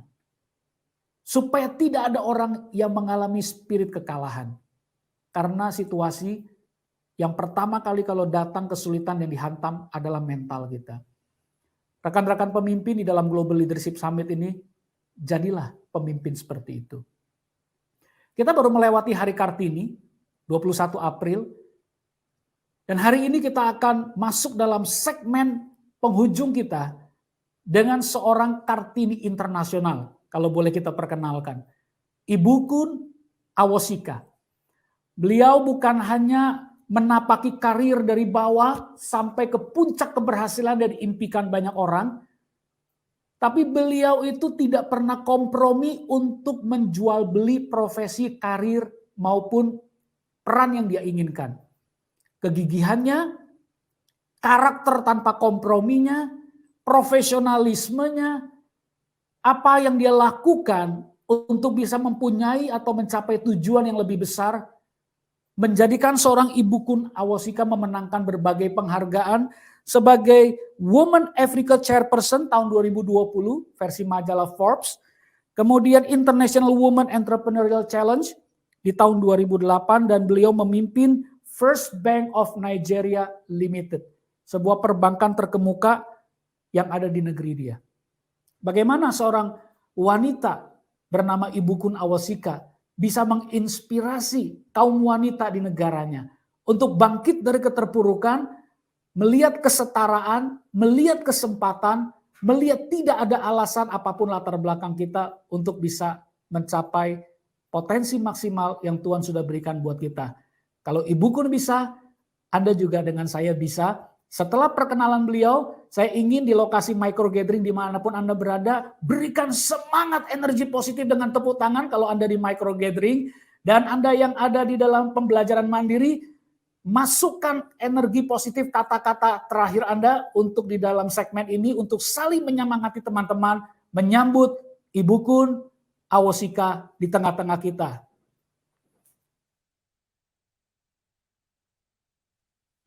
In the life of every leader, there will be environments that are pressuring us to conform. There'll be opportunities that are tempting us to compromise. When we find ourselves in a difficult place, how do we decide to keep moving forward? This is a question that our next speaker has personally encountered throughout her career. Ibukan Awosika is the former chairman of First Bank of Nigeria Limited, the most valuable banking brand in Nigeria. She is also the founder and CEO of the Chair Center Group.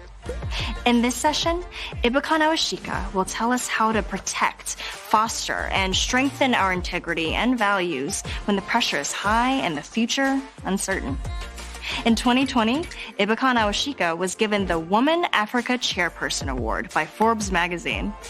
She was also the first Nigerian recipient of the International Women Entrepreneurial Challenge. That's why the Global Leadership Summit is honored to welcome Ibukan Awosika.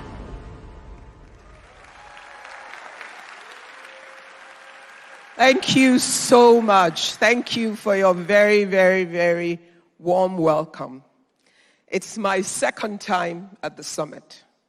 The first time I had the pleasure to be here a few years ago because I was privileged to be one of the grander vision stories that was shared in that year. And I found it amazing. And so it's even a greater pleasure to be here on the other side of the stage and to share my thoughts with you. And I thank my brother, Sam Adeyemi, who is here and is giving me support by being there, and I can look at him and see him. And I do thank the team from GLS for the invitation. You know, as a people, we sometimes forget that we have the power of choice, that we have the remote control of our lives in our hands, that we are the ones who get to choose who we are, who we become, and what we do. That no matter what life throws at us at every minute in every situation, that only you ultimately makes the choice of what you do in that situation, and you choose who you become. Because every choice you make every day has consequences. And every choice adds up to become the totality of who you are. So we're going to be talking about the fact that only you can choose who you are in every situation. You're the one that chooses how far you want to go in life. Because you choose it by choosing to work, by choosing to be committed to getting the right education, by turning your adversities into good. Because, like we heard earlier, our challenges don't need to drown us. We need to decide if we fight through to come up on top rather than be drowned by them. Only you can choose how far or how much you want to accomplish your life goals. Because even when life throws us curveballs, what do? Quickly give up or fight and fight and fight through until we get to where we want to get to. Only you can choose how you want to impact your society. If you pass by a hungry child and you have extra food and you choose to give it or not, that's a choice that you make about how you influence your society. If in your neighborhood you are an angel and an ambassador of peace and of unity, you make that choice. And you make the difference because of the choice you make. Only you can decide what value system will guide your journey. Because you decide how you want to do things, what you want to consider to be important or not. I remember that as a young woman who started my first business in my 20s, based on how I had been brought up and just my sense of what is right and wrong, I made a choice to say that I wanted two things that would guide my life in building my business. One, I was never going to sleep with a man to get a job. Two, I was never going to pay a bribe to get a job. In the environment where I come from, it sounded like the idealistic view of a young woman who wasn't going to go too far, because there seemed to be things that would set me up not to do amazing things. But it's 33 years after, and by sticking to those values and fighting through under different circumstances, I haven't done badly building a successful life. To thyself be true. To yourself be true. That's my version of a Shakespearean quote. We all look in the mirror every day. Who do you see? Who others want you to see, or who you truly are? What is covering up your real view of you? And no matter what other people say to you, what do you know about yourself? What are those inner thoughts, those inspirations, those ambitions that you have that you're not able to express yourself because you're trying to conform to the world or to other people's view? What are those things that you need to come to terms with, but you're not able, or you do not have the courage or the conviction to fight for the truth of who you are? At the center of each one of us, there's a core. In the course of our lives, as a woman, you become a wife if you get married, and you become a mother when you start having children. But those are sides that come out of your life. The center of who you are never changes, because from when you were born, you went to school, you got educated, you had dreams, you had aspirations, you had ambition, you had things you wanted to do. And when you become a wife, that doesn't change. Your husband is added to you, but he doesn't take who you are. He shouldn't take who you are. It should be an enhancer of who you are, and not someone that drains the energy of who you are. And therefore, the core of who you are should not be destroyed by the addition of the cap or the ball of being a wife. And it should be the same when you become a mother. Women in particular fall victims to this. So becoming a mother does not take away from the core. Your ambition, your drive, your vision, and all that you seek to be should not be replaced by your office as a wife or your office as a mother. It should be enhanced. Now, how do we work that out? That's for each one of us to work out. We work out our salvation according to the context of our own life and that which we seek to do. For men, it's the same. Your core, your vision, men manage it better than we do as women, because it is socially permitted that the man is running with his vision, his ambition, and all of that. And that being a husband and a father should not take him away from that truth, because he's the head of the household, and therefore he's permitted to go at that pace, and women tend to drop it. But we all have a responsibility in making the choice for our life to protect the substance of who we are, because at the end of the day, except the core works and the core is standing right, you cannot give what you do not have. If your vision and your ambition is buried in being the wife and the mother, or in being the father and the husband, you cannot be the best father or the best mother to your children. You cannot be the best man or the best woman, because those other roles, you allow them to distract you and take you away from that. Now, what is key to us understanding how we're able to make the right choices for ourselves? Let's start with a reflective exercise. And I'd like you to please write down the questions, because you're not likely to give me the full answer in the course of this session. I want you to be able to go back home and answer the questions to yourself. I don't want to read your answers. Nobody needs to read your answers. It's your letter to yourself. It's you engaging with yourself. It's you answering your questions. But remember, to thyself be true. You don't need to ask anybody else to ever read it, but make it a note to you, something you engage with that allows you to answer the right questions that would guide the decisions that you take going forward. My first question, where are you right now? And I'm not asking whether you're in the auditorium at Willow Creek. I'm asking, where are you in the journey of your life? Where are you in the context of where you would like to be? In the context of the entirety of your vision and your ambition for your life?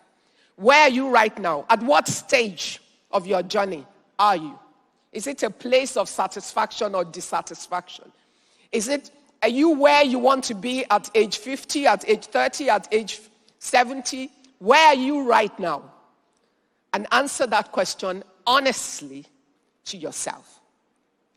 Now, when you've answered that question, I want you to go to the second question. Who do you think you are? Not who your husband has told you over and over again that you are.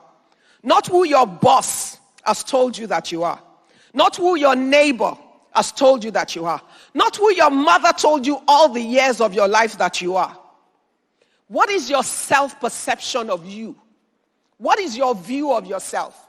What are your inner understanding of the person that you are? What is your understanding of who you can be? Who do you think that you are? And then your next question, where do you think that you're going? Where do you want to go to? Where do you think that you're going? Because you can't get to somewhere if you don't know where you're going. You're on a journey, you have a career, you have a job. Where is that job supposed to lead you to? What is the destination of your career? What is the destination of what you do every day, or what you're doing with yourself? Are you on the journey that will take you to where you really want to go to? Where do you think that you are right now? Now, this is a bonus question, because this question is not the life you have lived yet. And I put multiple ages because, I don't know, maybe there are people that are 90 years old here, or 80 years old, or 70. But I want you to imagine that you're not at any of those ages yet, or you can add more, no matter where you think you are. And I want you to think about when you finish, when you're done with your life, how do you want to finish? Assuming you're reading the book of the life that you have lived, what would you like to read in it?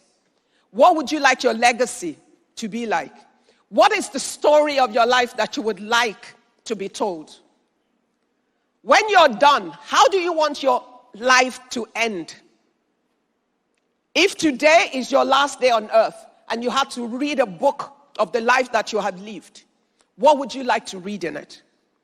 The beauty of this question is I'm challenging you about a life you haven't lived completely yet.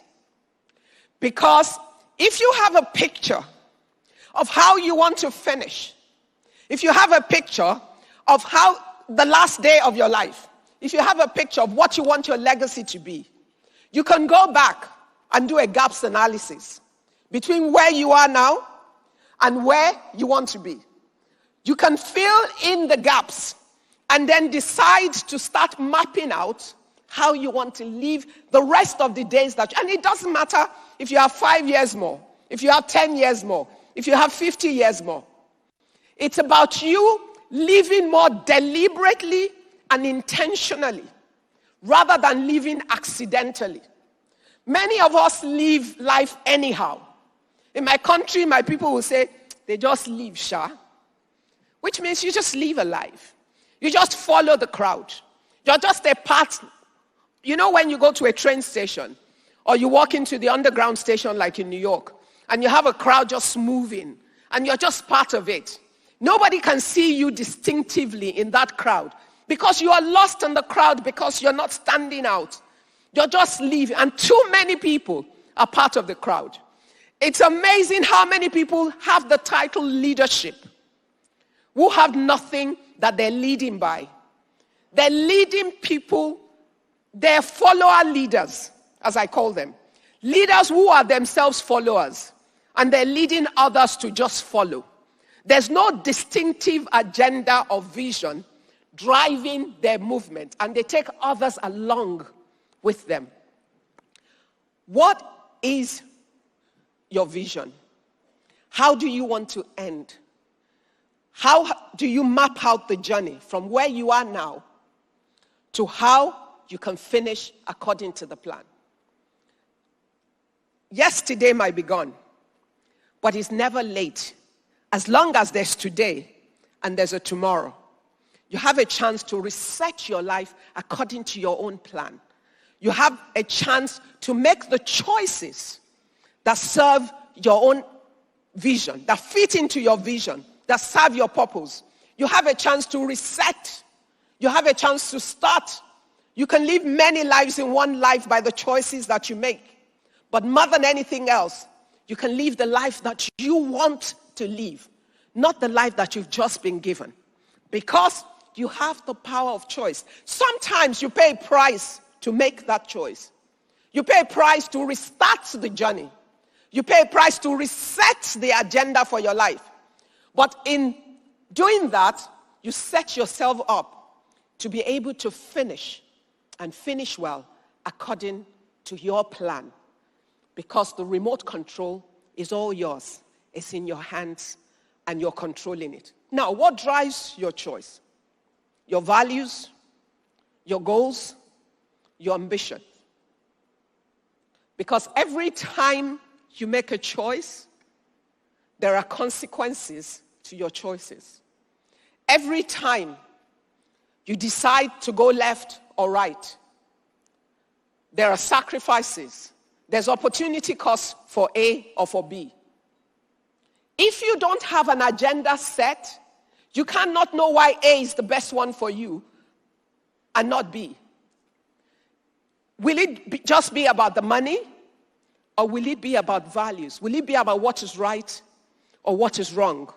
Or will it just be about what others tell you is right or is wrong? What is the guiding principle of the decisions? You know why this is important? There are many moments in our lives that we find ourselves at crossroads. When you get to a crossroad, what is your litmus test? What is that thing that is critical to you making the right decision at the crossroads of your life? What are those considerations? How do you determine that I do not go this way no matter what? How do you determine that I cannot betray my organization no matter what I am being offered? How do you determine that I cannot betray my vows to my wife no matter how beautiful the woman that is flaunting herself in front of me is? What is it that makes you determine that I cannot betray my organization and sell a company's secret to a competitor? Because I have certain values that guide my life.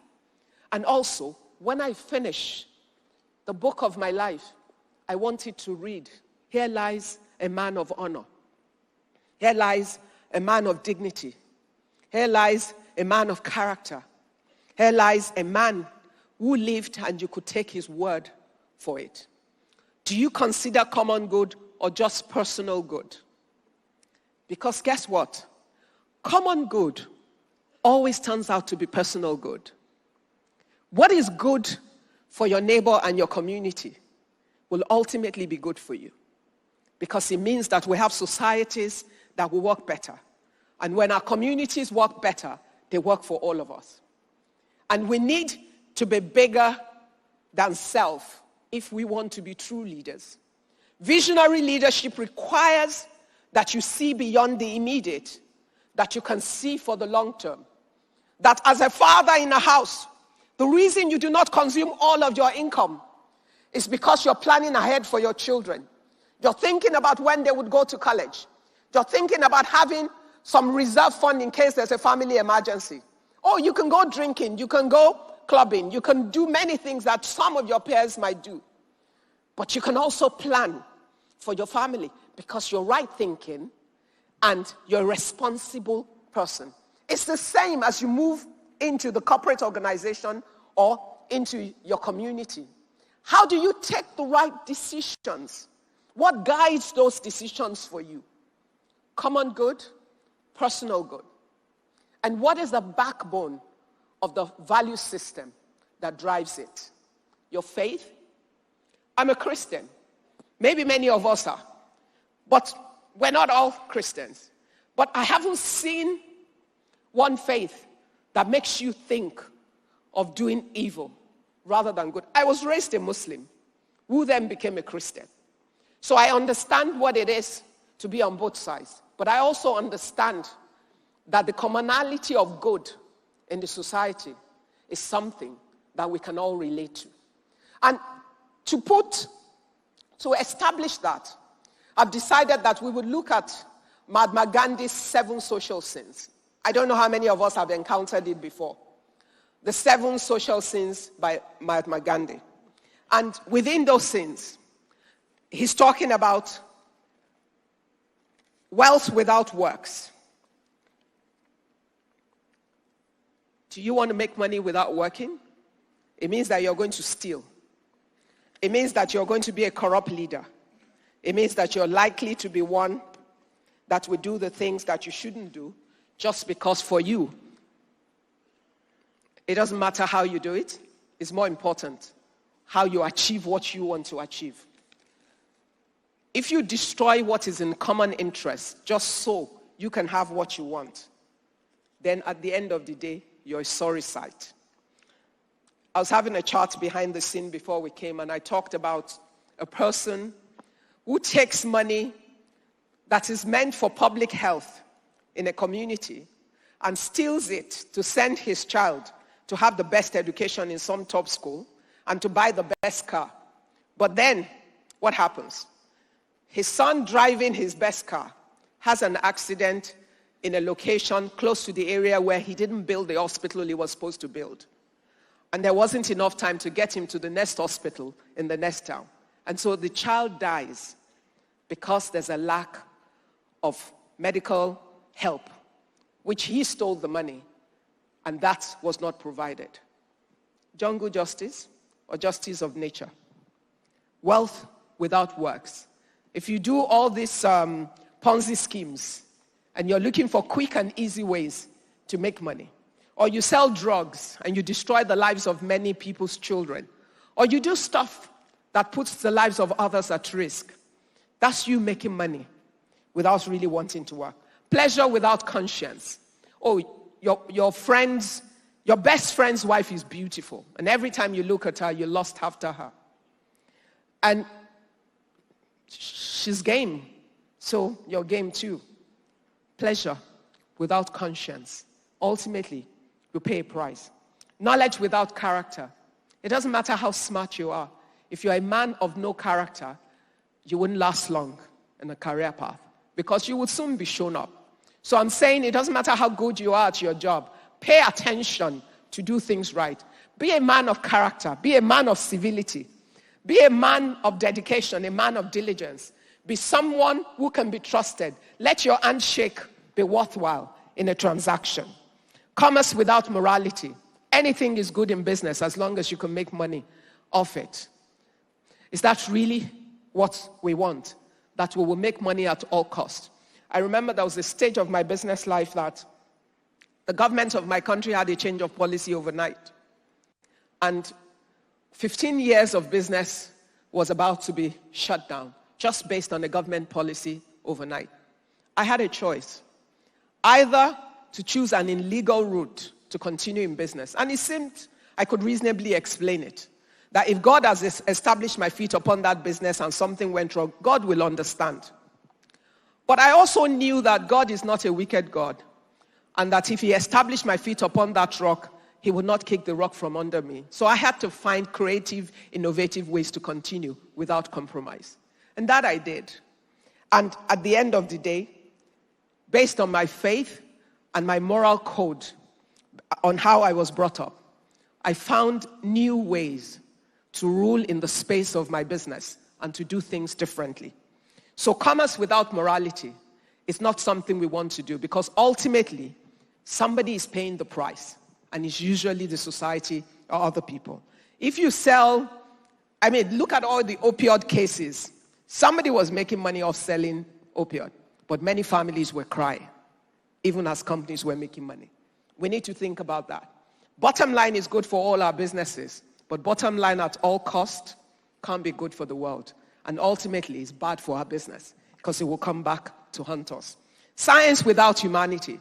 There are many things we can innovate and many things we're creating, but we must always ask the question, how does this serve humanity? How does it benefit humanity? Does it work against us, or does it work for us? Because we control what we do with it, and we need to ask those questions. The bigger question is to build a better society for all of us. Religion without sacrifice. Our faith cannot be an excuse for us to do anything anyhow without consideration. Love your neighbor as yourself. It didn't say love your Christian neighbor. Love your neighbor as yourself. So with our religion, there must be sacrifice, and we must be able to behave in a way that we actually reach our neighbor, because our humanity above all else is important. Politics without principle. Need I explain that? Because we all know what the politicians are around the world. They're not different from country to country. They're just in different shades of the same things. And at the end of the day, if I'm on this side today, I'm on the other side tomorrow, if I'm willing to lie about something as basic as protecting the people from a pandemic just so I can win an election, we have a problem. So we need to really wake up and ask ourselves, and we do this in our companies too, politics without principle. We play corporate politics without any consideration for tomorrow. It's a short-term game. It never lasts. It would always fall apart. And there's an eighth one, which Gandhi's grandson added some years later. It's rights without responsibility. We're all so entitled in different ways, using different reasons to feel that I should be able to, this is my right, this is my right. But whenever our right impinges on the right of others, whenever our right conflicts with what is for the greater good of the society, then something is wrong. And we all need to think twice about the society that we're building. When we build a better world, it would come into our homes.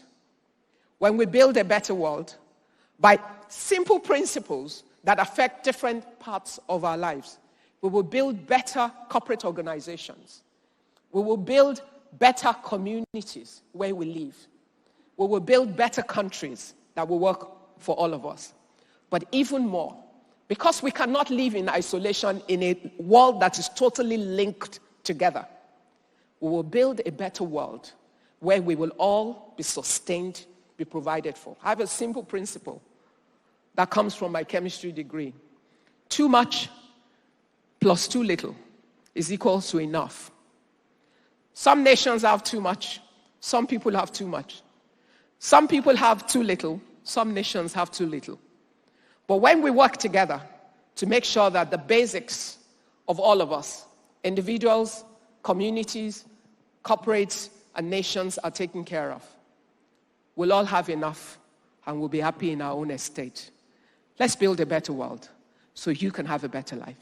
Thank you very much.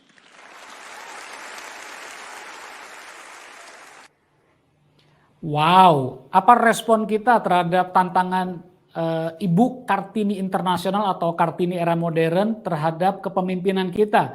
Boleh nggak teman-teman yang di site micro gathering berikan cloud tap. Cloud tap itu tepukan, kalau karena prokes nggak bisa terlalu dekat ya. Berikan tepukan dari jarak jauh. Katakan bro, sis ya. Ayo ya, 1, 2, 3, bro, sis. tertampar nggak dengan pesan dari Ibu Kun? Kalau mereka ngangguk-ngangguk berarti ada yang kena. Buat kita yang belajar mandiri, satu kata atau 1-2 kata singkat apa respon Anda terhadap pesan dari Ibu Kun? Silakan posting di public chat. Apa yang Anda rasakan? Getaran yang begitu sederhana, komunikasi dan hati dari seorang Ibu Kun untuk menantang kita.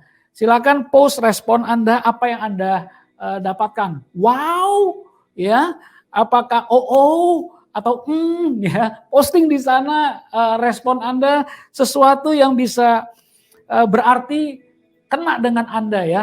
Ada yang bilang TOP BGT, ada yang ngaku masih nyogok aku bro and sis, nggak apa-apa, masih ada kesempatan untuk mengambil titik balik ya lewat pertemuan seperti ini menolong kita juga. Nah, begitu banyaknya mutiara pembelajaran yang bisa kita petik daripada sharing Ibu Kun. Mari kita cerna dengan 3 proses. Ya, lewat aplikasi Gnobi, Anda sudah GLS Digital Workbook kita, silakan masuk ke segmen session 6 ya. Ini adalah segmen terakhir kita di hari ini.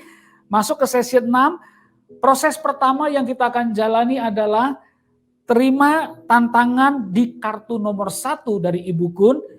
Anda nggak usah jawab sekarang ya. Saya cuma ingin Anda tadi dititipkan pesan oleh Ibu Kun, katanya kita nggak ada waktu untuk selesaikan hari ini, tapi Anda cerna, jawab, pastikan ada 5 pertanyaan sederhana ini. Anda boleh pilih mana yang relevan, Anda posting jawab. Dan bagian ini tidak perlu di-share ya, karena ini konsumsi pribadi Anda. Ngomong-ngomong, yang rajin share to group, saya dibisikin panitia sudah ada pilihan 3 pemenang yang dapat apresiasi yang rajin sekali isi digital workbook ini karena ini dibuat untuk Anda begitu personalized ya. Dan yang share to group yang bermanfaat, yang bagus dipilih top 3-nya oleh rekan-rekan panitia dan Anda dapat hadiah. Jadi yang belum posting masih ada kesempatan hari ini sampai di end of the day selesai Anda bisa posting. Kemudian proses kedua, setelah tadi kita dititipkan tantangan ini untuk dijawab pribadi, proses kedua kita akan diskusi. Mari kita masuk ke card nomor 2 semuanya ya, kita aktif. Karena ini segmen terakhir pasti udah lebih terbiasa ya. Semua masuk ke segmen 2. Saya senang sekali dia bilang ada 7 dosa sosial yang disampaikan Mahatma Gandhi, bahkan dikatakan ada cucunya menambahkan 1, jadi 8. Apa saja? Silakan pilih, Bapak Ibu, rekan-rekan boleh pilih lebih dari 1, tapi jangan banyak-banyak ya. 1 atau 2 silakan. Yang Anda lihat memang ini sesuatu di lingkungan kita atau tempat kerja kita yang perlu dikoreksi. Artinya memang ada kejadian seperti ini, situasi seperti ini, dosa sosial seperti ini. Sesederhana itulah, seindah itulah Ibu Kun menggambarkannya, bisa menampar kita, bahkan bahasa Jakarta kerennya nabok ya. Jadi harus kita kalau mendengarkan baik-baik pasti tertampar atau kita bisa belajar sesuatu. Nah pilih 1 atau 2 ya. Baik Anda mau nilai masyarakat, baik Anda mau menilai tempat kerja kita. Cucunya menambahkan hak tanpa tanggung jawab, rights without responsibility. Terima kasih sudah ada voting dari 65 learners, cepat sekali ya. Saya ingin teman-teman terbiasa respon karena ini pembelajaran dari kita untuk kita juga. Yang paling besar itu terima kasih. Ada banyak orang menuntut hak tapi lupa tanggung jawab, itu cerminan masyarakat kita, mungkin juga di kantor kita ya. Ada ya banyak. Pilihan kedua adalah pengetahuan tanpa karakter ya. Katanya data di Indonesia cukup mengerikan ya. 80-90% koruptor yang dipenjara itu S2, S3. Ya, jadi kalau kita lihat bukan orang nggak berpendidikan atau tidak berpengetahuan, cukup memprihatinkan ya. Tantangan buat kita adalah bagaimana peran kita. Kita akan masuk proses yang kedua setelah memilih ini diskusi. Tapi saya titip dulu, setelah diskusi, saya minta dimanapun Anda berada, baik itu dalam micro gathering maupun dalam pembelajaran mandiri, anggap semua lampu lagi diredupkan, fokus kepada suasana di mana Anda bisa melakukan refleksi dengan mandiri, dengan baik, pakai headset kalau itu diperlukan. Karena pada proses terakhir di segmen penutup ini, saya ingin ini menjadi momen pribadi kita untuk doa pribadi maupun refleksi melalui tantangan dari Ibu Kun mengatasi dosa sosial. Tapi sebelumnya kita selesaikan dulu, kita masuk ke card yang terakhir, nomor 3. Card yang kita akan bahas, bolehkah di micro gathering site Anda yang punya kumpulan dengan teman-teman, kalau bisa jangan banyak-banyak sekarang. 2 orang atau maksimal bertiga, diskusikan, tadi kan Anda sudah memilih, ya kan? Kira-kira hal apa yang bisa kita lakukan untuk mengatasi dosa sosial tersebut atau tantangan tersebut, dan bagaimana kita memulainya? Silakan tukar pikiran. Bagi Anda yang punya waktu belajar mandiri, tuliskan dan kemudian share to group seperti biasa. Ada waktu 5 menit untuk sama-sama kita jalankan mulai dari sekarang. Silakan di microsite gathering cari pasangan berdua atau maksimal bertiga. Yang belajar mandiri ambil waktu dengan tenang, dengan fokus untuk menuliskan jawaban Anda dan belajar dari share to group ke kelompok lain juga. Silakan.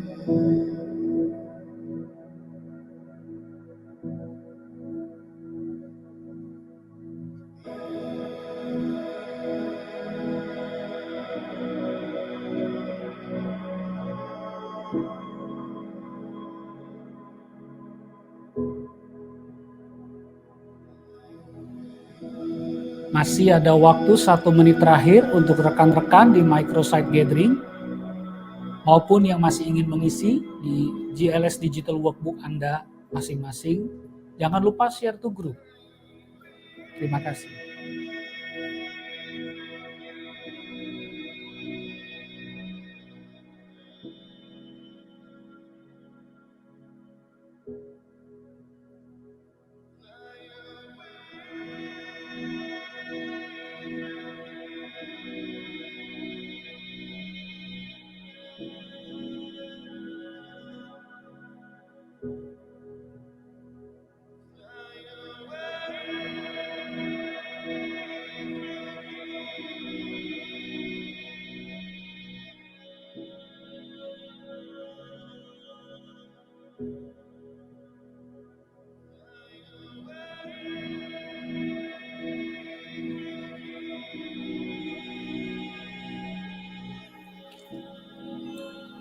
Iya, karena kita dibatasi oleh waktu, tetapi teknologi memungkinkan kita juga untuk terus memberikan atau menyampaikan aspirasi kita lewat GLS Digital Workbook ini. Yang nggak puas, posting.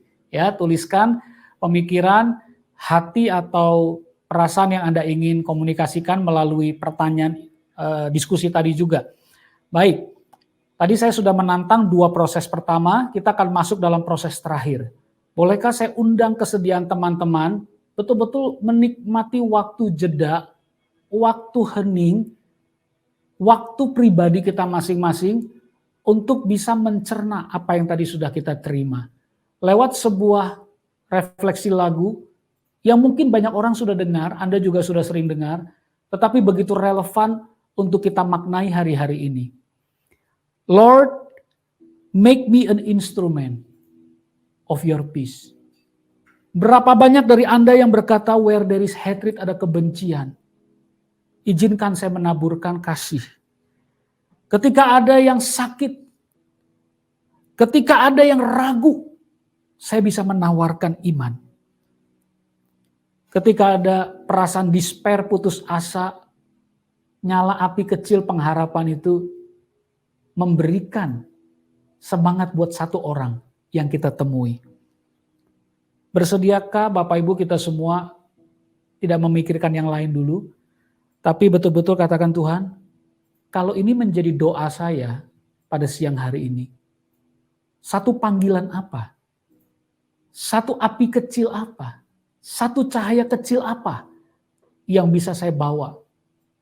Baik itu untuk diri saya, keluarga, tempat kerja, masyarakat, bahkan kota dan bangsa. Mari kita nikmati. Lord, make us instruments of your peace. Where there is hatred, let your love increase. Lord, make us instruments of your peace. Walls of pride and prejudice shall cease when we are your instruments of peace. Where there is hatred, we will sow your love. Where there is injury, we will never judge. Where there is striving, we will speak your peace. To the millions crying for release, we will be your instruments of peace. Lord, make us instruments of your peace. Where there is hatred, let your love increase. Lord, make us instruments of your peace. Walls of pride and prejudice shall seas. When we are your instruments of peace. Where there is blindness, we will pray for sight. Where there is darkness, we will shine your light. Where there is sadness, we will bear their grief. To the millions crying for release, we will be your instruments of peace. Lord, make us Blessed are the poor in spirit, for theirs is the kingdom of heaven. Blessed are those who mourn, for they will be comforted. Blessed are the meek, for they will inherit the earth.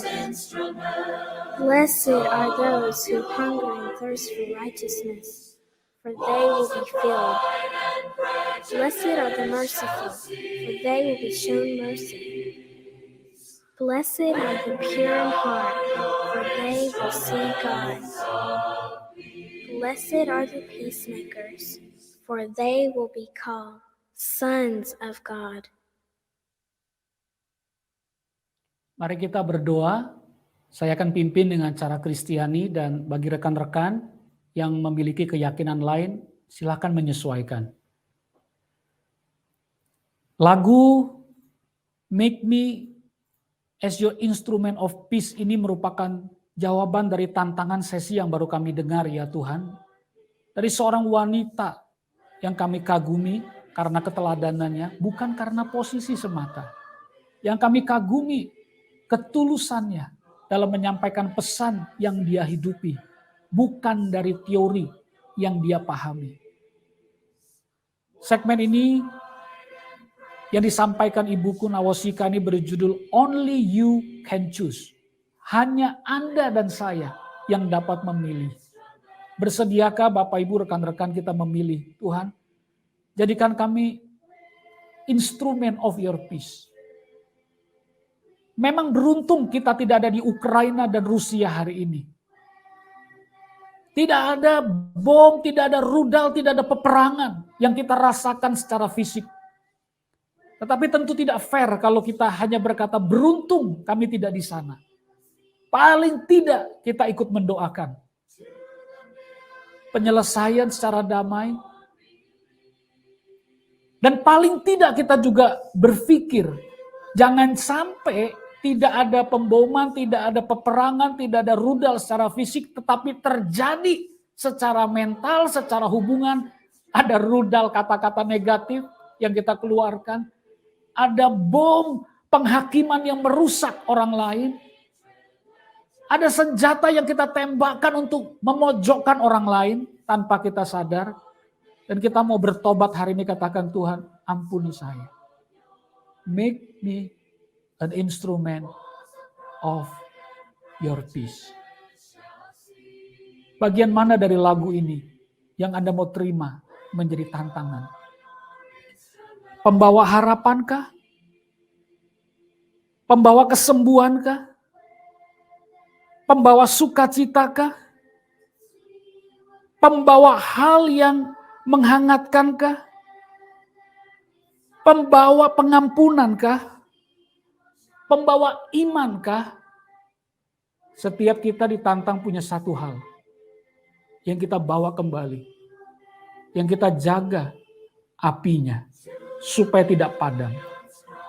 Dan membawa api ini masuk di dalam keluarga kita, masuk di dalam tempat kerja kita, masuk di dalam komunitas masyarakat kita, dan menjadi solusi, menjadi kontribusi mengatasi permasalahan dosa sosial yang baru kita pelajari dan diskusikan. Tuhan, Engkau telah memakai seorang Ibuku Nawosika menjadi cahaya kecil di Nigeria.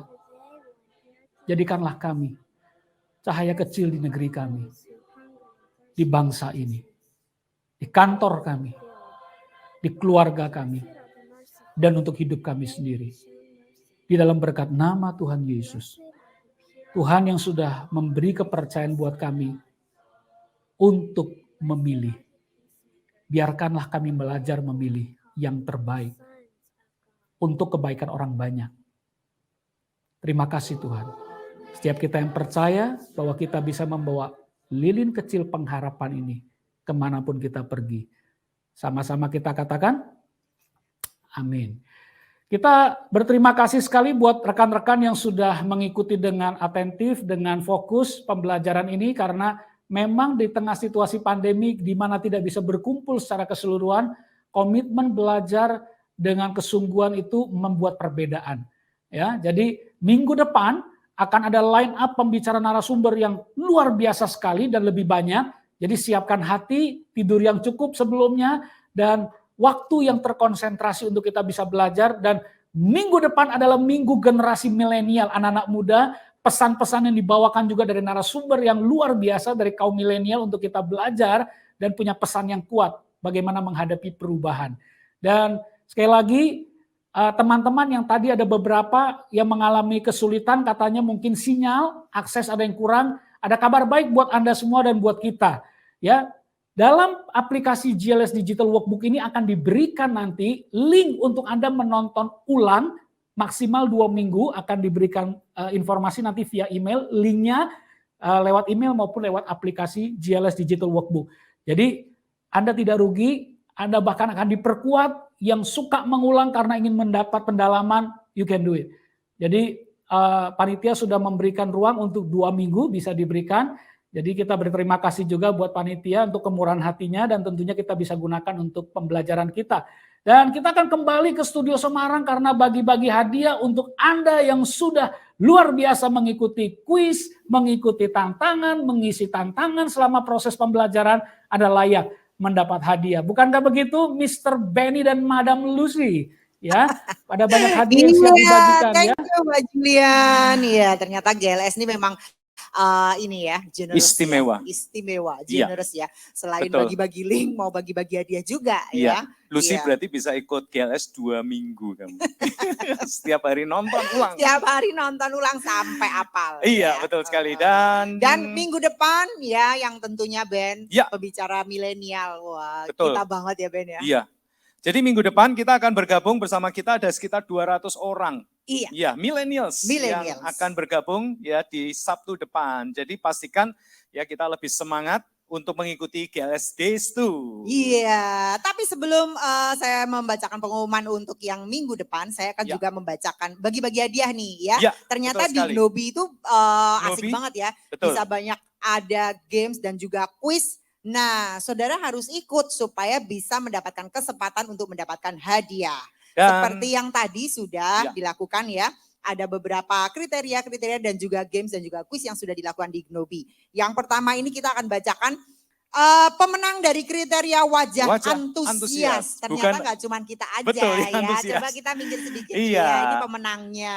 Ada Romi Salmon yang pertama, yang kedua. Kemudian ada Martin Wijaya. Yang ketiga Sandri Lucinda. Dan yang keempat Sujianto Hersono. Dan yang kelima Cindrika Rani. Selamat bagi para pemenang. Selamat bagi para pemenang. Anda mendapatkan voucher OVO atau GoPay sebesar 50 juta rupiah. 50.000. Oh iya, 50.000 rupiah. Itu pilih ya saudara ya, OVO atau GoPay. Kalau 50 juta bisa buat beli studio. Kalau saudara mau dua-duanya nggak apa-apa, nanti bisa tebus murah 100.000 rupiah. Ya, nanti panitia akan menghubungi Anda untuk mentransferkan ya saldo OVO atau GoPay sesuai dengan pilihan Anda. Iya. Dan yang kedua, kemudian kita akan membacakan pemenang dari kuis Icebreaker yang tadi ada di sini ya. Betul. Yang tadi kita bacakan tuh ya, yang merangkai kata ya. Ya, betul yang merangkai. Ya. Dan pemenangnya yang pertama adalah Katarina Rosari. Yang kedua Anita Ruth. Yang ketiga Glory Handayani. Dan yang keempat Kuncoro Kohar.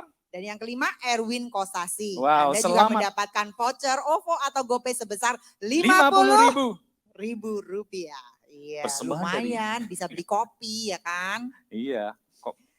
Terus kemudian Kita juga akan memberi pemenang untuk, nah ini yang sudah ikutan kuis di Gnobi ya. Ya, ini ada 2 pemenang yang mengikuti grup share. Ya, grup share ya, mengirimkan foto grup share ya. Mendapatkan Lenovo Portable Wireless Speaker. Wah, seharga 399.000. Keren. Selamat untuk Rizaldi Kurnia Jaya dan kedua Martono Raman. Iya, selamat. Selamat ya. Hadiah akan dikirim ke PO Box Anda masing-masing.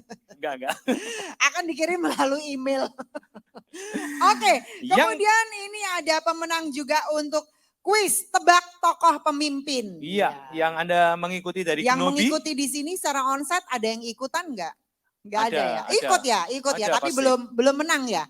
Belum menang ya? Iya nggak apa-apa. Ini kesempatannya ini. Iya, saudara mendapatkan ucapan terima kasih. Nggak apa-apa, ini masih ada. Ini pengundian. Ya, kita akan mengundi melalui pemenangnya, akan kita undi ya. Oke, ya kita akan mengundi tiga pemenang ya, Lus. 3 pemenang yang akan mendapatkan Lenovo speaker wireless ya. Silakan. Well of name dikeluarkan. Diputar yang pertama. Iya. Kok ada suaranya, Lus? Mirip suaraku ya. Ya, stop. Enggak stop nih. Oke. Stop. Oh, ini otomatis kok, Lus. Tenang aja. Tuh. Ya, pemenangnya adalah Ivo Angelivia. Selamat untuk Ivo Angelivia. Oke, kemudian yang kedua putar. Asik juga ya. Kok nama kita nggak ada ya, Lus, di situ ya? Kita sayang sekali ya. Iya. Nah, kamu nanti mendapatkan ini. Saya mendapatkan kaos kaki. Enggak, kamu dapat es lasih alias ucapan terima kasih. Terima ya, kasih. Selamat kepada Indra Ius Parlaungan Sihole. Iya. Selamat untuk pemenang. Dan yang ketiga, satu lagi. Yang ketiga, silakan diputar. Omong-omong tebak tokoh tadi ini pemenangnya siapa? Namanya siapa sih yang tokohnya yang benar Siapa itu? coba? Ada yang menebak di sini? Ada yang ikutan? Hah? Siapa? Sun Gokong. Kok Sun Gokong sih? Yang benar aja. Kamu nggak bisa bedain. Apa tadi? Oh, Nelson Mandela Ben. Oh ya, selamat kepada Daniel Wibowo Santoso. Iya. Ya, 3 orang pemenang untuk menebak tebak tokoh pemimpin sudah. Sudah. Dan sekarang waktunya pemenang 2 pemenang untuk Puzzle Word. Puzzle Word. Ya. Ada yang ikutan di sini? Ayo ikutan Puzzle dong dari Semarang ya. Supaya bangga gitu ada namanya keluar. Iya. Tadi ada loh yang dari Semarang yang ikut onsite kita, Katarina itu ikut. Oh ya, wah, dari Semarang. Selamat ya buat Katarina, nanti tolong traktir kita. Asik. Oke, stop. Ya, selamat untuk masih jalan. Masih semangat saya. Atau kita hari kedua kita habis ini sekalian? Mau lanjut ya? Lanjut kita dong. Ya. Oke, selamat untuk pemenang Awan JP. Oh iya, pemenang Puzzle Word. Pemenang untuk Puzzle Word akan mendapatkan headset. Apa ini? Ya, headset ya dari Huawei. Iya. Seharga Rp399.000. Iya, Huawei itu produk Nigeria, bukan? Oke, diputar ya, ini pemenang terakhir ya. Stop. Iya. Selamat untuk siapa namanya? Cathy Firm. Wow. Iya. Selamat akhirnya nama kita nggak keluar ya Ben ya? Ya, betul sekali. Kalau namanya keluar nanti kita buah selasih. Iya. Nama kita muncul, kita nggak jadi host lagi nanti. Iya, nggak boleh ya. Iya. Dan ada beberapa pengumuman untuk minggu depan. Silakan Lucy.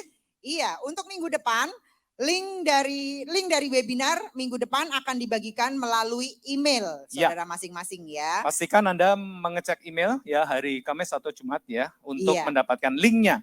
Dan minggu depan kita juga akan memulai di jam yang sama yaitu jam 8.30 hari Sabtu ya tanggal 30 April di tempat ini juga. Dan juga yang menonton secara online ya tetap hari Sabtu. Walaupun suasananya liburan tapi masih bisa menonton secara online. Betul sekali.